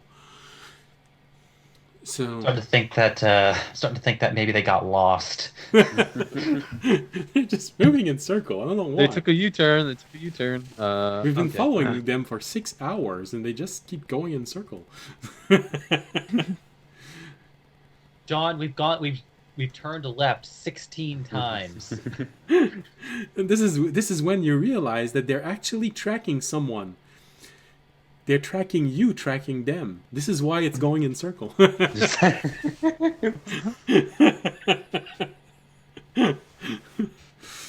So it takes a while. A few hours. Remy has to cast this again. And unfortunately, because you're not trying to go in front of them, the speed of Remy's steed is not giving you any benefit. But at least with Tobiyashi, you can follow them at a very, very safe distance. Not even have to worry about them noticing you, unless Jorg starts sneezing uncontrollably again, or once again transform into a Tasmanian devil and starts howling and ravages some poor little snow bunny. Ah, come on. Or just gets into increasingly a weird animals and starts leaving piss messages in the snow. This is my territory. Oh, so now I don't know when you would have seen an elephant, but so now you realize that Jorg is compensating for something. So because he keeps transforming into larger beasts with larger. So being a druid.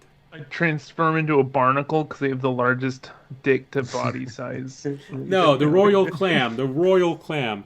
And this is a meme in Quebec. Oh, good lord. Because they had one in a show, and they just fell apart laughing. And the poor guy says, we had this show for 7 years, and it's the only thing people talk about when we meet them in the street.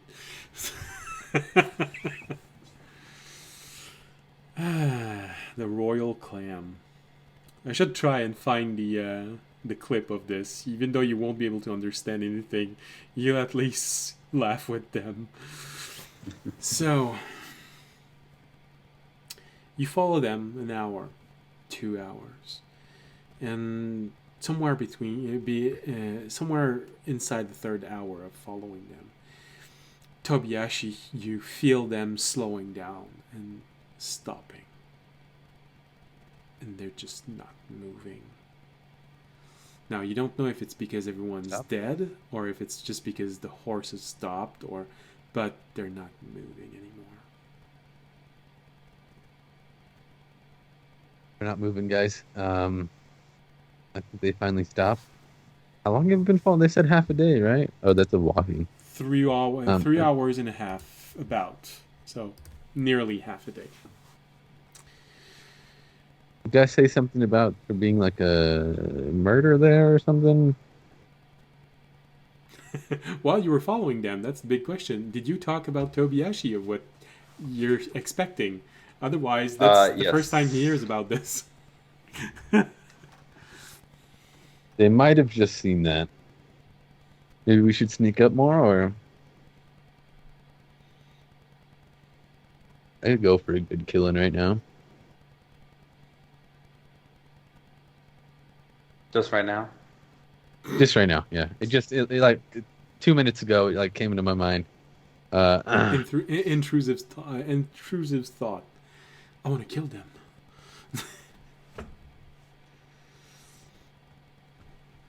All right. So, what do you do? Are we gonna sneak up more on them, or just wait to follow them, start moving? I don't know. Up to you guys. I'm never gonna be a proponent for sneaking. Are we bad at it? But... near the spot where the Naftan said that they thought they would stop going? You're going in the right direction, and Tobiyashi's been following them. And he said half a day. So you'd be roughly there. Half a day would be 4 hours of walk, and you're somewhere during the third hour. So, yeah, if you made good time, you could be there. Yeah, okay. And he said that they would probably stop slightly before the camp because they would lose their nerve. So I'm going to assume they just saw whatever it is and probably stopped moving. So I think we should sneak up and see what they saw so we can we don't walk into something we don't want to. I'm not worried about them. I'm worried about whatever they might walking see. into. Yeah. Yeah. All right. So if you want to start doing this stealthily, roll a stealth roll. All right. My pass. Oh my how long God, have we been going 16. for? 3 hours. Okay, I'll cast it again. All right. Fisher, you hear from inside of you. Fuck! Maybe you should ask Mushroom Brain to turn into a mouse and go into someone's pocket. That seems Okay, so it's- unnecessary. He's not that bad. Whoa! Yeah, I felt like 16 George just got burnt by someone right now. What just happened? Was like a disturbance in the forest? All right, well, Neon How got a sneaky 32. you feeling, Jorg? Huh? I'm not super sneaky. I rolled a 16. I don't know how sneaky that is. With your I got a 30. That's Well, what I with got. pass without a Sneaky's Oh, trace, with good. pass without a trace, I got a 26. It is a 16 with the Oh, pass. yeah, I got a Oh. 32. So 6 without it. You I rolled might a You might want to I rolled a check new it. personal best with a 40. I got a Holy shit. 26. I got a 26. 10 plus 16. Okay, so George. Oh, wait. 26? The next lowest is a 26. No. I got a 32 because it didn't add my stealth thing, so that's the Oh. highest I've ever gotten. Okay, so Um, the next lowest is a 32. Oh no, Fisher got a 26. Yeah. So, yeah. All right. All right. Maybe we should go in stealthily. Remy, I didn't I'll mean, turn I into didn't a, mean this stealthily. Remy, where'd you Just go? give me- Goddamn. You see me turn Remy, into you're snow. black all over. What the hell? How is he doing this? I literally had to turn white to even get a fraction of Remy's power. How is he just like hiding so good? Yeah, I'll turn into an animal, to a little mouse, a mouse rat. Mouse rat. Oh, to hide better. We're in Avatar: The Last Airbender. It's a mouse rat. So are you jumping in someone's pocket? Yeah. Whose pocket? Yours. Because you You rolled. might not want to, because I'm oftentimes, if there's a fight at the very front of it, and I'm not sure that's where you want to be. No, but then you hit something, and then I pop out of your pocket and bite them. That'd be pretty cool. Okay. Unless they've gotten bitten by a mouse. Oh boy. If I'm understanding correctly, No, I'll the, be in. the strategy is audience attacks someone and you burst out of his pants. I was imagining cloak pocket, Oh, or I'll just run around on his arms and bite things that he hits. No, I'll be in Toby's pocket. In my pants, so it looks like I have a bolt. No, I'm just playing. oh. You can ride with me, but you have to make my dick look big. I think the mating These are the season has started conditions I here. state. Take them or leave them. George, I know this. Alright. I know this question might be a bit personal, but maybe you should talk to your girlfriend. I think you're in need of something right now. I know I am. George, get in my pants. All right. I'm just saying that there are stores for this. Stores. Alright, so we're sneaking up. Yeah. Sneaky.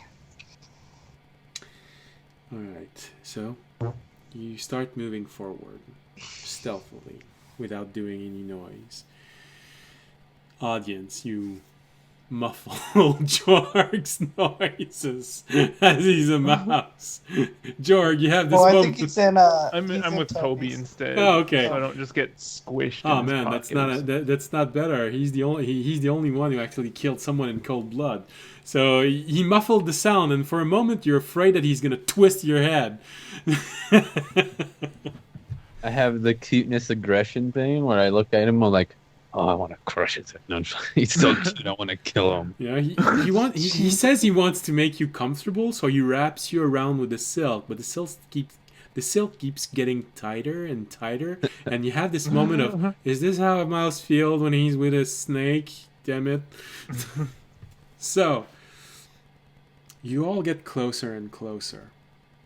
Tobiashi, you feel the horse becoming impatient. But he's still not moving. As you all get closer, you start seeing the first few elements of what they might be seeing. This is also when you realize that they aren't on their horse. At least 3 of them aren't on their horse. Only one of them stayed with the horses. The reason why they stopped is because of what looks like a pulverized animal has been hung on a tree, on a dead tree. As you get closer and closer, you realize that it's not an animal. It's a person.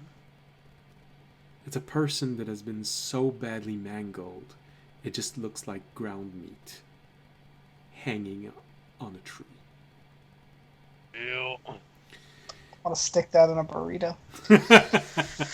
Cook it and eat it. All right, where's the baby at? No, just fine. Fisher ate it. What? I wasn't talking about anything before this stream. What do you mean? Don't worry, it wasn't a real baby. You should never eat real babies. for legal purposes. No matter how nutritious they are. We don't condone eating on Shank. Fucking dumb. We actually don't. No, you're just kidding. No, I was blinking my eye. I was winking when I was saying it. So Doing big air quotes. you easily recognize that the one that stayed on the horse is terrified. It looks like shell shock. He's just staring in front. And the closer you get, the more you start seeing these long trails of blood in the snow. You start seeing limbs on the ground. A full arm, a full arm, complete leg, a torso that has been ripped into. When you start looking down at these limbs, the picture painted becomes even more gruesome because you recognize that these haven't been sliced off. They've been torn off.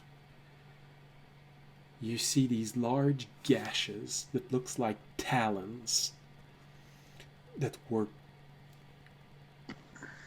went deep inside the arms and pulled until the muscles and the tendon just ripped off.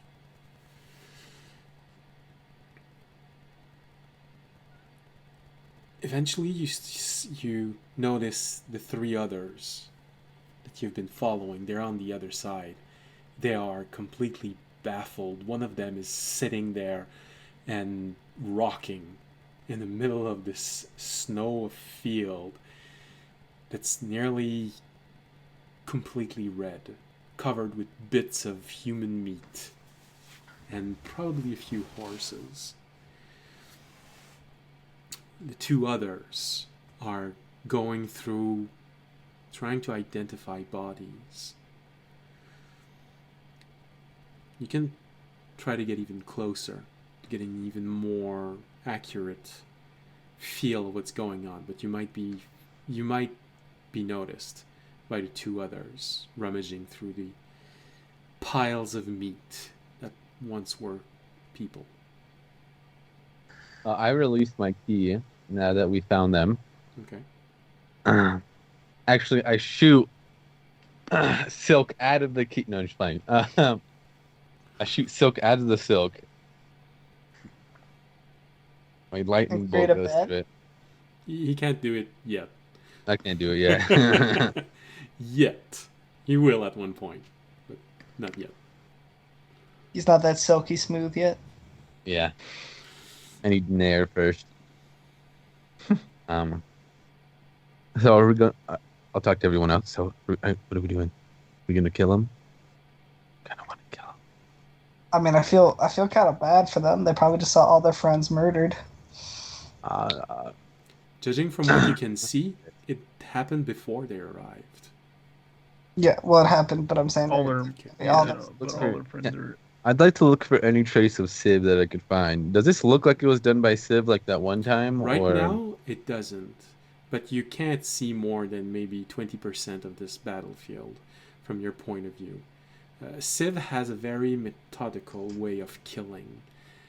He maims, injures, terrifies, and kills. This feels like a wild animal. So maybe like a griever. But like I said, from your point of view right now, you can only see maybe a fifth of the battleground. I thought the Naftins did this. No. Let's go get the guy off the horse so they don't have an escape route. Okay. And then we can search. I'll sneak over to the horse. They can't see us in this And mode. then loudly clear your throat. It's so they all look at me and you guys can come up from behind, you know? All right, so Tobiashi rolled in case you roll a natural 1, and now we'll know you actually cleared your throat because before you arrived. Come on, baby. Do I need to stealth because I'm with him? As a little mouse. Well, Well, I assume we were all moving in a cloud over Yeah, to the we all guy on move the it. horse. unless you want to buy Tobiashi's balls as he's walking. No, you don't really have to make any rolls. I assume we're all over to the horse because we're all moving in a cloud. A little Yeah. pass without a trace cloud. I'll use the help action by going like shh every time you make a sound. Toby, what are you gonna? I guess I'll let Toby 30. do what he wants to the 30, guy on the 30, horse. 30. 30? All right. Well, you managed to get there quite easily. He doesn't see you. Like I said, he seems to be in shock. Just wide eyes looking straight in front of him. So that's just the guy on the horse. Yeah, that's just where their horses are. I just want to And get. where's the other two guys at? The other two guys, you can sort of make out at least 100 feet away. Two people going through different bodies. And the fourth one, you just see one person near the center of this battlefield that's on the ground rocking. Okay. In fetal position. All right. So you want him off the horse? That's what you said before I left. Well, I kind of want their horses, so Remy doesn't summon. Okay. So what I'm going to do is I'm going to use my silk to grab him by the mouth so he can't scream, and by the body with both my hands using the silk. I can do that, right? Yeah. I don't know. Well, I'm going with the shove or grapple action. If you succeed, Yeah. I'll give it to you. I just like to grab him with the silk to cover his mouth and his body, and then like pull him off the horse. Is it double since I'm using both my arms? Using both my actions, my attack actions, or what? No. It's a normal grapple attempt. Okay. But you're using your silk, so it's wisdom instead of strength. Yeah. Come on, baby.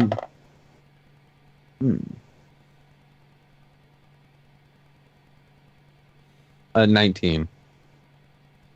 Okay. You gently use your silk, trying not to be seen. In the last moment, you wrap it around his mouth and part of his neck, and you pull, try and completely immobilize him, completely control him. There is a moment of struggle, and he starts frantically trying to pull free. And it's not, you recognize the attitude of someone, and especially since your silk is on it, it's basically your soul is touching his body, so you have a better feeling of the reaction he has. It's one of pure panic. It's not someone trying to pull free, it's someone who thinks he's about to die. Well, he might be. Well, yeah, since Jorg is right here and it's in Path Without Trace, can I just pull him into the smoke? I mean, yeah, you can pull him into all of us. Yeah, but the way that he reacts, the way that he tries to pull free, you recognize someone who is in panic, in complete and utter Ew. panic. Kind of shiver. Kind of gross. He thinks we're whatever did this. Yeah. I mean, we should We just are. just knock him unconscious. Your grapple succeeds. You beat him by 2 points. So he struggles, but you eventually manage to solidify your grip. Okay, let's whack him on the head and knock him unconscious. Well, yeah, I just pulled him in. I could whack him on the I would head. say that was to the rest of us to whack him on the head and knock him out, but don't kill him. Just I look at everyone kind of like with disgust in my eyes. I was like I'm about to throw up. I just don't want Why? him panicking and giving away our Because positions. he was panicking. Like he's. I he guess has so much fear, I it's guess nasty. audience will attempt to knock him out. All right? Well, Knocking out is always weird in this though, because I'm never sure because I don't want to I just want to knock him out. it's okay. You can roll a natural attack, and if you tell me that you just want to knock him out, it's okay. Even if you go beyond 0 hit point. Okay. Yeah, gonna I'll stop at just 0. hit him. I guess just picture I'm hitting him with the flat of my blade. Well, basically any melee attack can be declared as any melee weapon attack can be declared as being non-lethal. Well, Why am I feeling bad for this guy? They were trying to that's a 15 to hit him in his grappled state. It's going to be with advantage. He's grappled, he's on the ground, and he's panicking. He's not trying to defend. Do I hit him? Yes. Okay, I will do. Is that like an automatic natural 20 or no? Yeah, I don't think He's so. not. Passed out. No, but he's not restrained. Oh. It's just okay. I do 15 damage because I'm not divine smiting him or anything. I'm just trying to whack him on the head. You whack him. You whack him with the pommel of your sword, and you have this moment of, oh man, I feel so bad for him. He's not out yet. He's bleeding profusely from the side of his head. His eyes are completely wide, like coins. Okay, He is. someone else back up. Fisher whack. Hold on, maybe we'll go for the mercy blow. I was just gonna punch him twice. I like we just pulled this guy into a bunch of mist and then we're just like And we're just being. smashed. And Jorg's just a why- little mouse why sticking did I- out of a pocket. Why did I waste a natural 20 on this? Get out of this man. Because you felt pity To get for it the poor over. guy. Yeah. All right, so roll critical sneak attack damage. Jesus. I think he's gonna be unconscious. I'm pretty sure. You just start feeling him having a panic attack as he's getting his life force beat out of him. I start to throw up. Yeah, no, especially for you, Tobiyashi. Why is it gross to have a panic attack? Especially, Because it's touching my soul. Oh. and even more for you, and probably for you, Fisher. There's also a moment of memory coming back to this, as you were once forced to do this to someone, to your own friends. I'm just like, Yeah, we're gonna be knocking him out, so I don't. all right, he's panicking. It's gross. I can only count these dice so fast. Especially since I have to roll one set twice. So it's like when you're going hunting and you have to final hit the animal. Yeah, you hit it once and you realize that you sort of miss, and he's just injured, and now he's suffering and he's panicking. 43 knockout damage. Knockout, Dan. He has a concussion. You just step down your phantasmal horse. You take your dagger and you take the hilt and you just aim right between the eyes and POC! And you just see him. Alright. I unwrap him really quick. I'm like, oh, what are we doing now? I'm just gonna set him against a tree out of sight of his friends where he can, you know. And we're just gonna steal the horses. Come back to consciousness. Yeah, we're gonna take the horses because now we'll all have mounts, which will be good. Yeah, it's gonna be so helpful. I'd like to take his coin pouch before For we like a leave. day. Well, if you take them on the train as you're going, you could need them while you're there. You're just gonna do like you do all of your animals and leave them at the base of the spire when you go Also, out. to be fair, if it's like a group of grievers here, we know horses can outrun them, so I'd like to all have horses in case we need to dip real fast. So we're not gonna look for Civ here. We're just gonna leave now. No, we are gonna look, but we have an escape plan now, my guy. We have a way out. All right. What do we do about the other guys? The same thing. We should just knock them out. Right?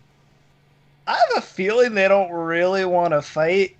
I think we could pretty much ride up and just kind of be like, hey, we need to look for our friend, and I don't think they're going to attack us. All right. I jump on a horse. The horse that I took the guy off of. I I'd feel like also they don't want to die, and they're going to Before know. we ride up to them, I want to see what's in the pouch that he was grabbing at earlier. Okay. what's in the saddlebag. Um, as everyone else is choosing a horse, and you go through that small bag, um, you open it, and it's hard to recognize what it is exactly. Um, it looks like shrapnels of metal, not too big, maybe an inch and a half wide. They are all exactly similar, exactly the same, but they're not tied to one another in any shape or form. Inside of the bag, there is also one longer leather made, feels like just sword handle, not even the complete hilt, just the part where you put your hands on. Not sure exactly what it is. You've never seen anything like this before. Hmm. But the fact that there's a place where you can put your hand on and grab it, even though nothing's attached to it, does give you a feeling that, there might be something It's a connected to this. lightsaber. That's what I was thinking. It's a lightsaber. I'll take note of it, and then I guess we all get on our horses and ride up to the people. All right. Mm-hmm. We did this before you even got here. As you This was No. us. you move closer to them, and to do this, you have to go through the one that is in the fetal position in the middle of this battleground. He's just rocking, and as you get closer, you just hear him mumbling. You easily recognize that he's there, but he's not there. All Which these one squares make is a he? circle. This- All these this- Which squares one? make a This circle. is the second one that was seemed to not want to be there in the morning. Okay. Honestly, I just ride past him I'll leave him to his own contemplation He of doesn't even react. misery. of the misery of life. He doesn't even react. We'll just ride up towards the other two. We're not really gonna try and hide our presence. Okay. I'm not. You see more and more of this battlefield, and the more you see, the eerier it gets. But right now, your attention is on the two guys that are going through bodies. So, for a brief moment, you leave behind figuring out what happened here, which might take a few moments. A little bit of investigation from Remy and Fisher, most likely. You ride up all the way to them, and you notice immediately the moment that they see you, because they immediately fall in a defensive position. The one that has a black eye draws his sword, but his stance betrays a near panic state. He's trying to step away. Sort of that reaction of an animal saying, "I'm gonna bite you, I'm gonna bite you, I'm gonna bite you," as he's trying to step away. I'll honestly say we're not here to hurt you. We're just here to figure out what happened to our friend. Even though you do deserve it. Anyways, go on. Not far from him, the sorcerer has the same reaction. I'm mostly talking to the sorcerer because I feel like he's the one who probably still has the most wits about him Okay. in this situation. And I assume he doesn't want to fight right now. Well, your assumption seems to be confirmed very quickly. He looks at you for a moment, and his hand in a position ready to cast a spell, and even it feels like he's in the initial motion of casting a spell. But he looks at you very attentively and looks at your party. He does notice that none of you have a battle stance right now. Well, I don't want to talk for Tobiashi, but No, I'm sitting on the horse. But I'm pretty sure Fisher and Remy do not have a battle stance right now, and audience already has stated that he doesn't have one. So he looks at you, and there's a moment of a bit of relaxing. He doesn't completely get out of his stance, but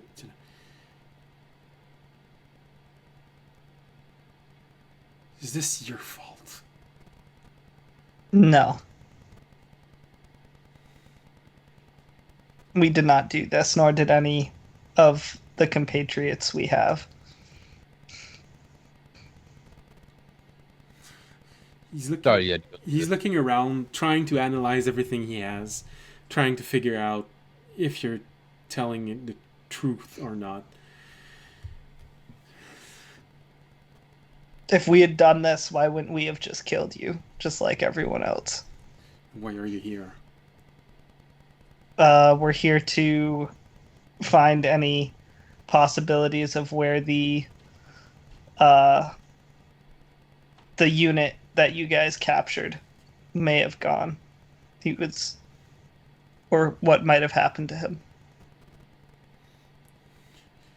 I don't know. We pinned him at the center of this mess. These bolts, and when you look back, you notice that it wasn't actually a small tree in the middle of this. It's a bolt for a very large crossbow. The bolt itself is long enough to go through and through a giant. It feels like it's meant to pierce incredibly thick armor. We killed it. It was at the center. His thing out of crystal, we saw it die. It lost its color. It fell into pieces. It's not there anymore.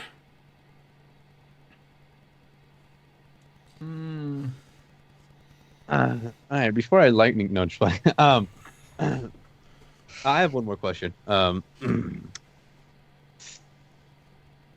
did this thing do? Pull out the pommel handle thing.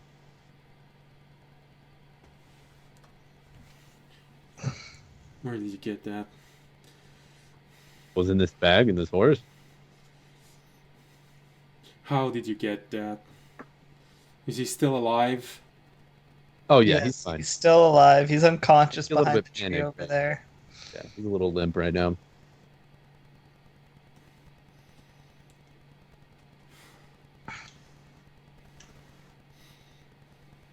Fine. Fine, you can keep it. I don't know. What does it do? I don't know. It's one of this little gadget that he found. A few days ago, we found a cache of things. Something that had been forgotten there for a long while inside of an abandoned point. An abandoned waypoint. It was inside of a small house. They said that there was magic on it. You wanted to get it identified. Okay. Thank you. So this is confirmed that he's dead? You actually saw everything? He fell apart. We saw his creature fall apart. Light went out. He was motionless. Alright. We're gonna do some looking around. We won't bother you. If I'd be careful not to set off any traps or anything. There could be still something around here that might alert. I'd be on your guard. And I'm gonna go and look towards the center where Civ was tied up. The kind of carnage around here, do I get the sense that, like, something that kills like this is not the kind of thing to, like, set a trap? Well, the raw 'Cause impression... this doesn't... Yeah, the raw impression of this feels very animal-like. So, if it has intelligence, it did not show it in this battle. So, the chance of there being a trap is small, but you can't say that it's nil. Yeah. It's more just telling them to be careful than really. I don't think. Alright. I'm fighting the urge to lightning bolt this guy because he said Civ is dead, but I won't. And then we'll just... I mean, I'm not gonna really around. blame. I'm not gonna really blame these guys if they killed Sim. From what I know about Civ, Yeah, From- that's true. Also, I probably it would have been a good choice. sounds like a griever. also, I don't think they that necessarily. was I don't know. I need more Civ. information. You don't think the Griever caught up to us already? Well, the Yeah. Maybe Griever it was wasn't the same tracking us. Griever. It wouldn't have been tracking. Yeah, but it fell game. apart and now it's gone. Like the only thing that I know of that falls apart like that. No, Civ fell apart. Civ fell The apart. crystal, the entity inside of him, it fell apart. Oh, I missed that. It's But fine. we You were don't, inside my we pocket. don't know enough Yeah, about those I'm a little creatures. mouse ear. You know, everything My was little muffled mouse because ears. you're in one Yeah. of Kobayashi's pouch. Yeah. Yeah. All right. It's Let's hard look to go from around. the pocket. Yeah, let's look around, see what we can find, see if we can find anything, and then we should probably honestly just leave. I don't want to stick around here. Alright. Well, investigation roll. You can make 2 investigation roll, or someone can assist someone else making The this best. I'm assisting Remy. I'm gonna forgo my. All right. Yeah, I only have a +1. Remy, it's up to you. Well, only one of us can give advantage to Remy, so you should give yeah. either advantage to someone else or make a roll. I'm getting rid of mine because I have a -1. How good are mice at investigating? Well, either way, we only have 2 dice being. Yeah, it's Remy's doing it. Remy's doing it. We're just helping. Okay. 25. 25. Okay. Well, looking around and getting the assistance of everyone in the group, because apparently everyone wants to pitch in, but you can only get advantage It's once. just like everybody's We're all here. just looking around. Yeah, we're all. I'm helping by not crowding and trying to help. No, that's okay. That's okay. There are I'm helping by clearing away body parts. So there are we other might ways miss. to help. So beyond the advantage, because everyone else is trying to help, I'm gonna reduce the DC of this slightly. So you're looking at everything there, and the picture that comes off of this is puzzling and gruesome at the same time. At the center of this battlefield, where you see this large harpoon that even for you audience can summon images in your mind of someone trying to harpoon the sea snakes with this. The length of the harpoon would be able to get through their scales. Mm-hmm. It definitely did go through something.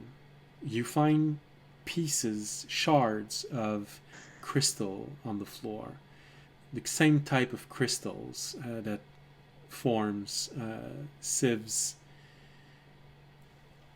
symbiont. They have a slight blue color inside, but so faded. But you see where he was. You see the steps arriving. You see the bolt. And slowly the picture of what happened goes in your mind. Fisher brings in an interesting precision to what all of this is because of his more intense study in magic. The place of impact, and this happened after the impact. You're not sure how long after the impact. Is scorched. Scorched to the point of being completely sterile to the ground. The only way you can get this level of heat is by producing plasma, which, because of your magical study, you know that it requires very powerful spells to heat up something to that degree and creating plasma. The only natural source that you know of is lightning, and even that would be like having lightning hit a dozen times at the same place in a few seconds. Mm-hmm. Then everything explodes. You can follow the movement, the steps. It comes from this point. It starts here. As if Civ had started moving again. But it's not his tactics. He just lashes out.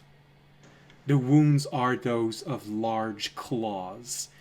There are absolutely no wound betraying a sword slash, which he has used profusely and nearly exclusively throughout all of this. For some reason, it's rage. Pure, unmitigated rage. Throwing itself onto people, tearing them apart. Seeing the claw mark on the bodies, he literally pulled them apart by hand. Digging deep and pulling everything. You find head which have been simply torn off. Arms, bodies bisected by hand. Legs torn off, ripped apart. You see several of them that just looks like ground meat on the floor, as if he just kept that going at them and going and going and going, and nothing was recognizable. You see a tree that has been slashed clear with half a body in front of it. These claws were powerful enough to just go through a body, a tree that is at least 2 foot thick, without any signs of having struck twice. In grand total, you think, because some of them aren't recognizable, you have to count this, counting the numbers of of identical body parts on this battlefield. You'd estimate there is a good 50 people dead. All killed like this. As if an animal had simply, spontaneously decided to rip everything apart.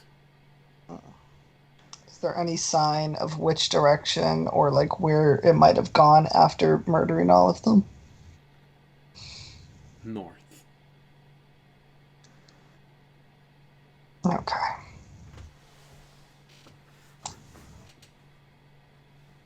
I'm gonna walk over.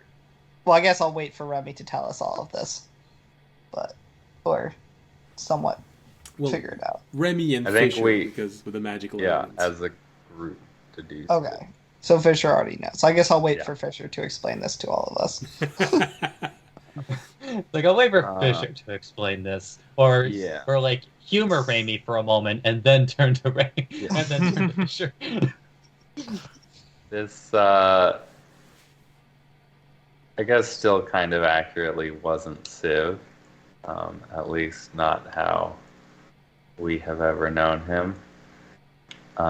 Basically, it seems like they killed Krill, and that sent him into a animalistic rage, and he pulled everybody apart limb from limb. Thing is, the only way he can have claws like the one you saw is if Krill survived.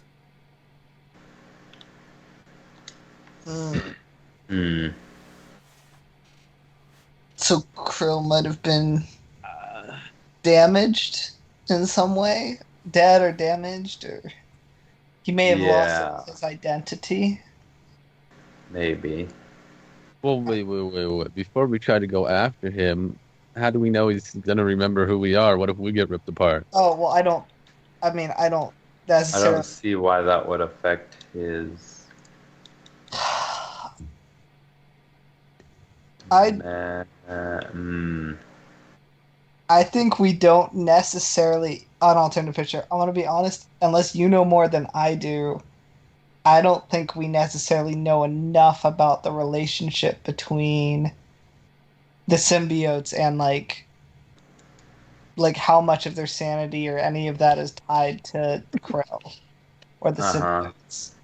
We may want to find or figure out something on either how to repair them or what they even are if we're going to safely help or approach Shiv. We don't really We got. might want more info. We don't really have time for that, though. No, we don't. But we know he went north. We know he's not under the capture of the wizard right now. So do we get on with our thing and then come back when we have the beacon down, or Weren't you gonna look for something, Fisher, or some sign of like creators or something? Information on that? There is a or potentially a workshop or the remains of a workshop on Mid-South where I was created. Okay. that's where we're going? Mid-South Do you is think where they're- you're going. Do you think there might be information there that could maybe help us with this? Like maybe No, okay. I have a question. Maybe. Where we're standing is north going towards the train station. Yeah. North yeah, would be north going is going toward towards where the the train is. station. Ah, that might be a problem. Well, We didn't pass him on the way over. it depends, right? Like we don't know if he's. I mean, actually, I would actually have North to is broad and vague. ask, be like, even though you've shown the state of things, or like, or maybe this would actually be a role for Jorg, but you know, Jorg, is there any way to approximate the time of death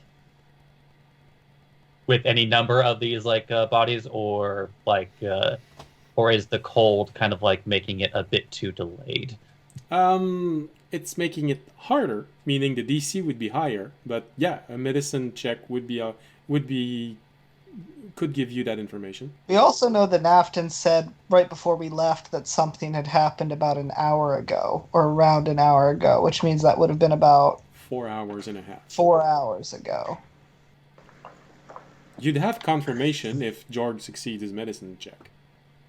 He will turn back into a human because He's just sitting like He's back. too small. Not sneaking in from anybody. So Jorg bursts out of Tobiashi's pants and gets a 16. Oh, is anyone helping me? And if so, how?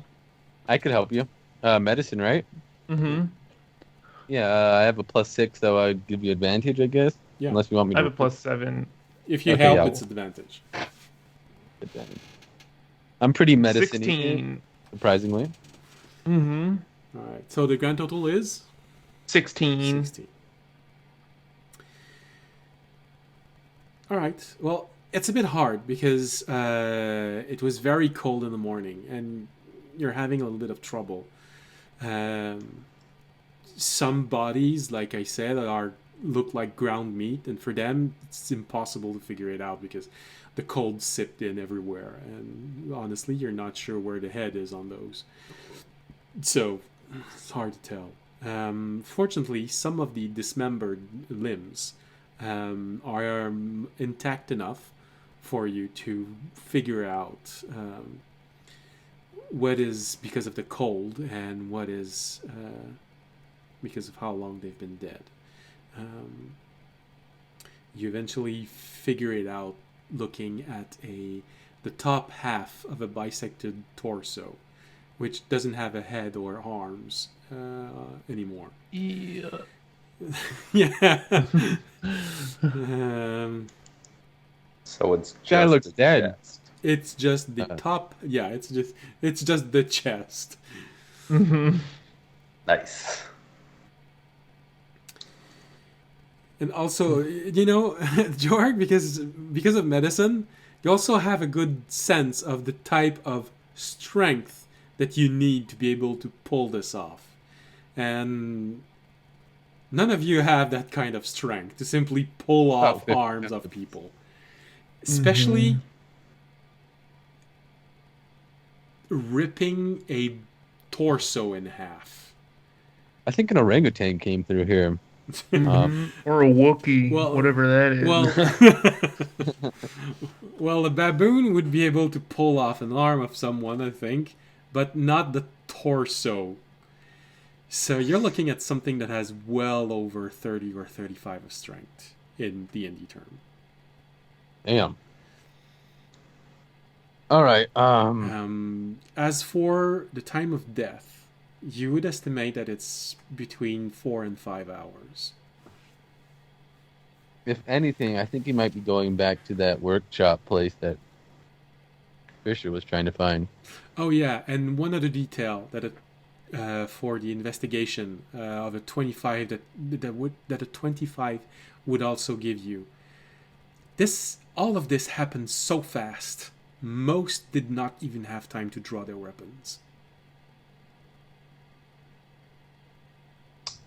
All right. Well, we should probably go to that place first and figure out how we could even start to help him. I don't think sitting here and talking about it is going to work. Well, so they were.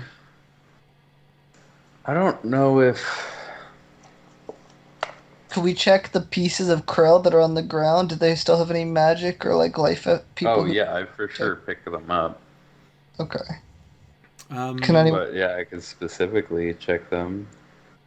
can anyone like detect magic or to see if there's any activity to them? yeah. The broken boots. We've got 10 minutes. I mean, yeah, we got 10 minutes. I don't think. I'll start ritually casting detect magic. Hey, while you're detecting magic on that, can you do it to this? Well, I guess- it's once I have it up, I can see everything. I So guess Okay, when okay, you okay. did that, Let me I know would when look you're for done. anything identify else. is different though. You'll have I to would wait. look Oh, yeah. that might be useful. Oh, yeah. You can. Should I state the obvious here, where if 10 minutes are going to be done for detect Yes, please. magic, State- there's another caster in the group that can do the Oh. other spell. Would you like to, Remy? Could you identify this for me? This and the pieces of metal. I think they go together. Maybe I don't know. I'm gonna go look and see if there's anything else useful around this camp. They said there might have been a stash of stuff, so maybe there's some other useful pieces around here. Okay. Well, you guys do that. So, I had. audience investigation for you searching the for loot. Yeah, I don't have high hopes for this. Well, I don't know. My high hopes. That's a 7.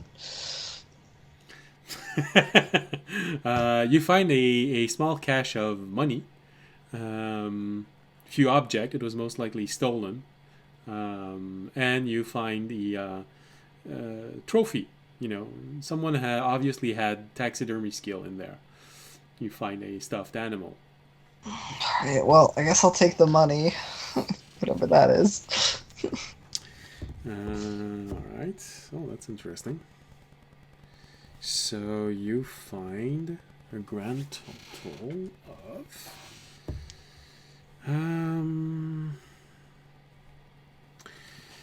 you find a grand total of 20 platinums, Oh, 140 gold, Okay. 168 silver, and 87 copper. Well, A partridge in a pear tree. Na, na, na, na, na, na. so does Remy agree to identify the pommel? Yeah. You said you would. Okay. I was just like you guys are talking about. It's just like, well, I got to do this first, and then I got to do this. It's just like, I guess I would Motherfucker, also two take ritual the casters stolen here, what the hell? items, but we can do that. I haven't taken any stolen items that seem useful. Well, All the potions. you find a bunch of swords. Many of them haven't even been drawn. So you well, could I restock don't- your dimensional storage with swords. Sure, I'll throw a couple swords in my dimensional storage. it's always good to be able to arm a village if you need to. Yeah, I guess I'll throw a few swords in there, whatever. I would like to sneak the guy in the fetal position inside the dimensional storage. No, I'm just kidding. Is that what you Um, do? Just like basic equipment, though? Just like basic equipment stuff? Like armor and stuff. But Yeah, armor and stuff. most of this is basically normal thief equipment. So 20 short sword. We're gonna go with 14 bows. Yeah. Okay. A whole lot of arrows. You're not exactly Okay. sure. Dungeon Dragon DM meaning you're not exactly sure. Audience takes the rest of the time we're casting spells, just counting the arrows. Yeah. Okay, I will throw. So basically, just to make this quicker, I'll throw like 10. No, I'll throw like 5 bows and then like 10 of the weapons and a bunch of the arrows just in the storage set thing. Okay. So now we can basically arm a small village. Then I'll move on. Yeah. No, there's plenty to do this, and you can say you can put a round number because everyone likes round number. So 100 arrows and the numbers of bows and swords that you found. Okay. Yeah. If we need to lead a swift rebellion, pull up a bunch of gear for them, I'll now have it. You have a maximum of 50 daggers available, so whatever number you want to put in there. Okay. I'm gonna rely on you to keep that. Okay. What have these survivors been doing while we've been doing all this stuff? Well, the two of them that were rummaging through people, they look to have taken a few objects. You're not sure if it's thing to identify themselves or they took first pick of the most valuable object that their guild had. But anyway, after a moment picking pockets, they went to get back their team members and they left. Left with direction towards the village? Deeper, toward the east. Okay. Either I think they have a second base or they're confident they can be safe further. they have a comatose member, a knocked out member. Like, they just walked. I was gonna say we could. They're just move up walking. north, but I guess we need all 4 of them anyways. Now, why did they get horses? It's the middle of winter. They're walking alone. Yeah, they're not good people. We The didn't kill Griever them. is coming this direction. We don't need to give them any favors. They were about to murder that shopkeeper and his daughter. Like, they don't. Mm-hmm. They I don't can care die about- of I didn't exposure kill in the them, cold. but, That's like- okay. But they don't need our stuff. Kind of wanted to keep one as a pet. No. A person? Intrusive thoughts. Intrusive thoughts. You wanted to keep one of the person as pet? Damn. I'm pretty sure they have a term for that. Yeah, evil. Evil character do this abundantly. I'm starting to Also, lean what? in Remy's Sorry, favor. I'm starting to get thoughts from my my guy in the orb. He's kind of like a maniac, Yeah, well. Also, I think it becomes suddenly a lot harder to stealth through the rest of this. Like, we come up at a train station with a random guy who's just our slave. Like, what's up? Alright, so 4 detect magic. Yes, you do detect magic inside of the crystal that you find, but it's fading magic. So you'd estimate that within the next 2 days, they're going to be nothing more than glass shards. Okay. I'd like to feed one to my pet.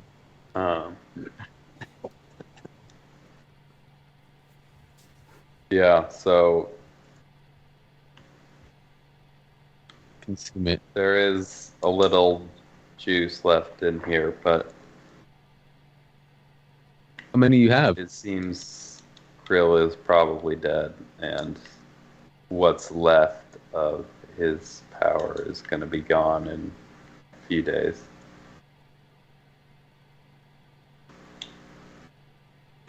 Damn. Well, So you said still power in them? For now, but How many do you not have? much. How many do I have? That's a good question. Well, you had a handful, but if you start looking everywhere, you notice that they're everywhere. basically all the while he was fighting. There's a large quantity at the center.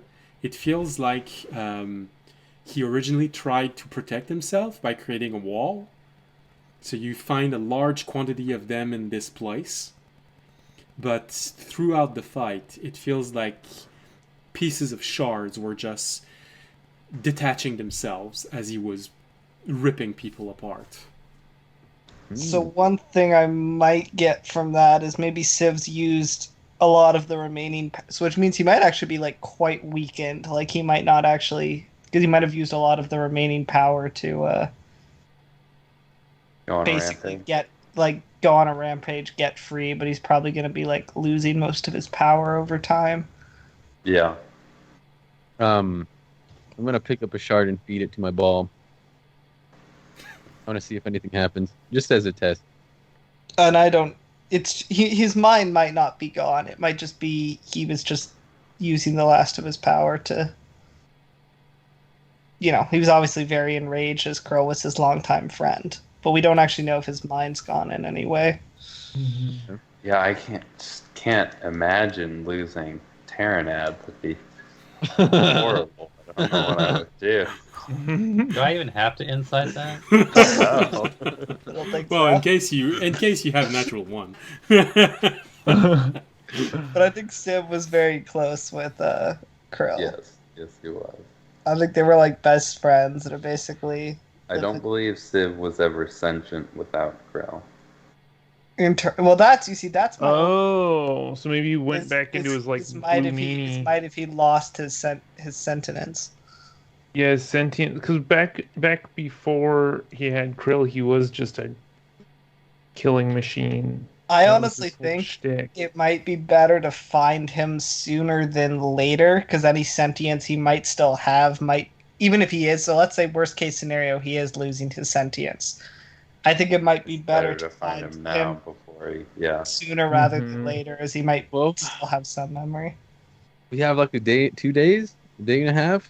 Well, the shards he's that going you towards find, he's going towards where we need to go anyway. We can just start riding our horses, following his tracks. All right.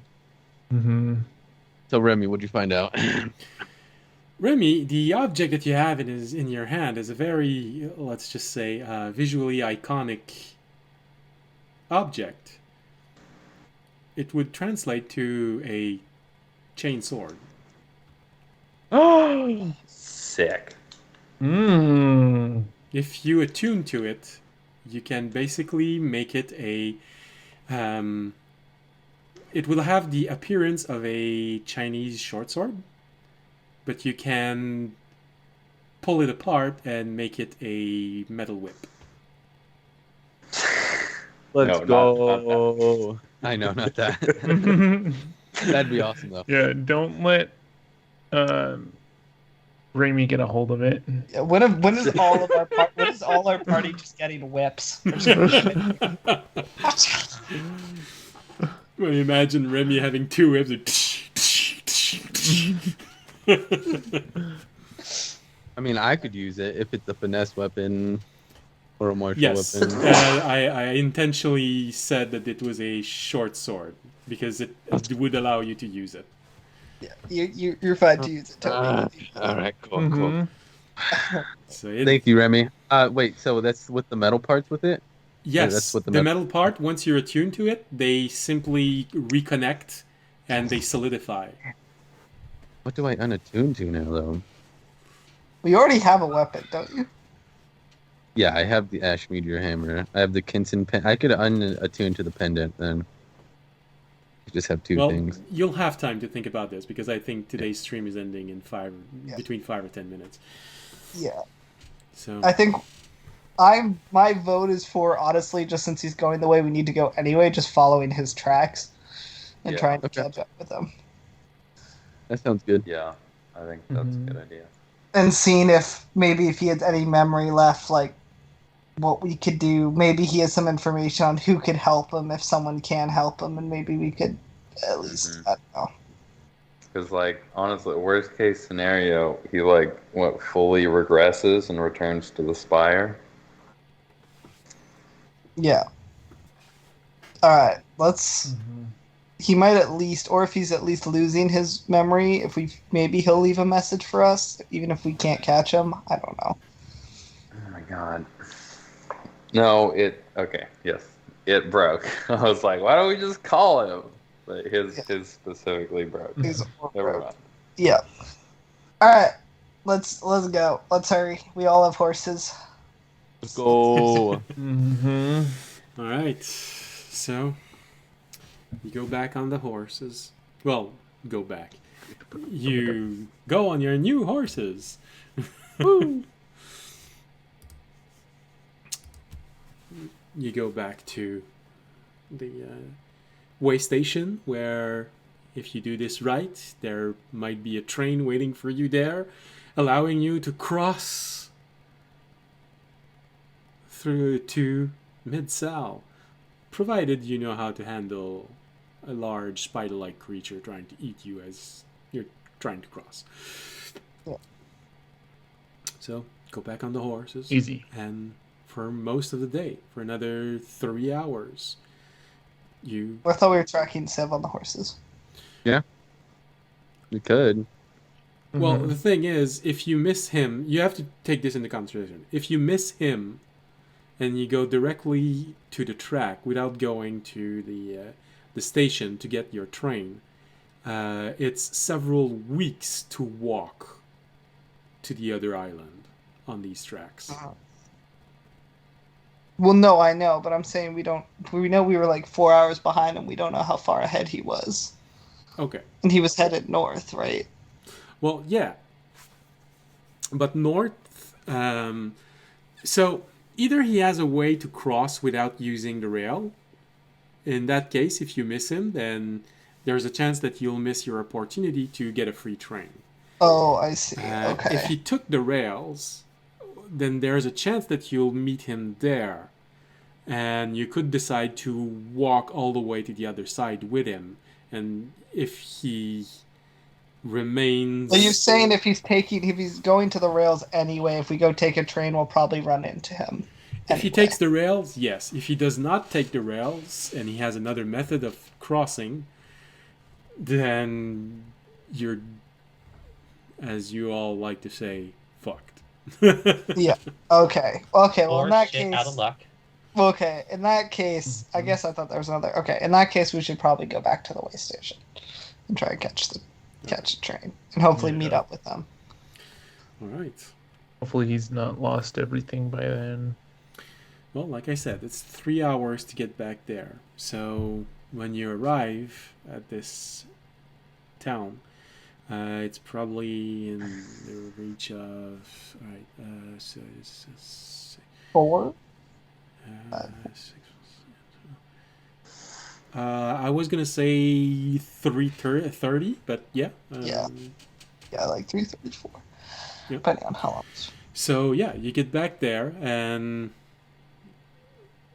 the way station, the station is still open. So you get in. The doors are not closed. And now you have to make this decision of: how are you going to try and impersonate those people? Are you going to try and take the train a few hours before they arrive so that it's easier to figure out, oh, okay, it's just them? Or maybe take it now? That would be your best There was nothing chance. there was nothing in the letter, right, that said exactly when they were going to No. arrive. It just said they were going to be here in 2 days. Right? It was simply stated that they would be arrived during the next 2 days. Yeah. So they could have just gotten here earlier. Yep. So I think it's Yeah. better just to go now. I think that's safer because, we have no idea when exactly. I think it's safer just to go now. So I assume we're going to go make that play next stream. Yeah. All right. So, as you take this decision and you all look at one another, digesting everything. Well, you had 3 hours to digest the battlefield that you saw. But now you're all looking at one another to, I guess, try and agree how are you going to present yourself at those people. You seem to be in agreement how you're going to do this. Now, all you need to figure out is who's going to talk. I think I was always going to be the one to talk. That's why I took the leader outfit in the first place. All right. Well, if it's audience, it's probably a good idea. Well, Terranad would probably say to you, Fisher, if Brainless is going to talk, maybe it's a good idea to rehearse before. That's Terranad saying this to Fisher. Is because literally the letter that Remy stated was their goal was to go kill the cocoon. Yep. I think we should actually show our weapons. Like, I think we should seem like efficient adventurers. Mm-hmm. But, like, still wear the trade stuff and be like, hey, basically, Or the this extermination elite crew. group that's coming to kill the cocoon. Yeah. We're a special division. Special. Mm-hmm. Especially. Nice. All right. And with this, today's episode ends. And I guess next episode we have a chance maybe to see Civ again, or if nothing else, you're gonna get a fight. Yay! We get to go fight more spiders. We love spiders. Hell yeah. Actually, we hate spiders. We kill them all the time. I think either we hate spiders or spiders hate us. I have a I pet think it's spider, mutual. okay, yeah. Mm-hmm. Spider blood, radioactive spider blood. I mean, if someone wants to eventually learn spider language, we could maybe like just talk to them, be like, "Hey, yo, just to let you know, we've killed a lot of you, and we're kind of tired of it. So if you just want to move out of the way, we'd appreciate Yeah, I it." think Toby needs to get bit by a magical spider. Yeah, you already got the silk thing going. I have man. one at Just home, don't man. get it, Did you say you have one at home? Yeah, I have a spider at home. Yeah, he Okay. Oh, took a right, demon I spider totally- and asked the garden to totally keep it forgot alive. about To be honest, I Oh don't my think we God. need Toby being bit by more things. His blood's already turning like orange. True. I'm I gonna don't do think an we need amalgamation at the end of the film. I am don't think we the need more BB. shit You're going just on gonna with die. Toby. Too much stuff is going. Radioactive. Turns out you don't get superpowers. You just die. Get cancer and die. Now it's radioactive. That can't be good. All right. So, with this, it closes tonight's episode. Interesting way of closing it. So, again, thank you for watching. Thank you for being there. We hope you will be there next Wednesday or next Friday if you're watching this on rebroadcast. If you're watching the rebroadcast, remember, 3 raiders or more, re-raid another D&D channel. If there are no D&D channel, or if we get less than 3 raiders, if Tobiashi's there, it's him. Unless he's doing Dungeons & Dragons, then, hey, we might raid his channel no matter how many people we get. Yeah, that's everything I can say about this for now. So, thank you for watching, and as always, if you enjoyed the show, we'd appreciate very much, well, me more than a lot of the other players, if you supported the stream by following us on Twitch, Twitter, and YouTube. Or you can even support us by making donations, becoming Patreon, subscribing on Twitch, leaving a like on YouTube or Twitter. Well, I admit that I don't put a whole lot of things on Twitter that you can like, but anyway. YouTube, leave a comment. And if you can't do any of those, there's always this one very free thing you can do that you barely need to put any effort in it, and it helps us, and that's to spread the word of this channel. So, thank you for being here. We hope you'll see you next week, and as always, stay safe and stay healthy. Good night. Peace. Good night.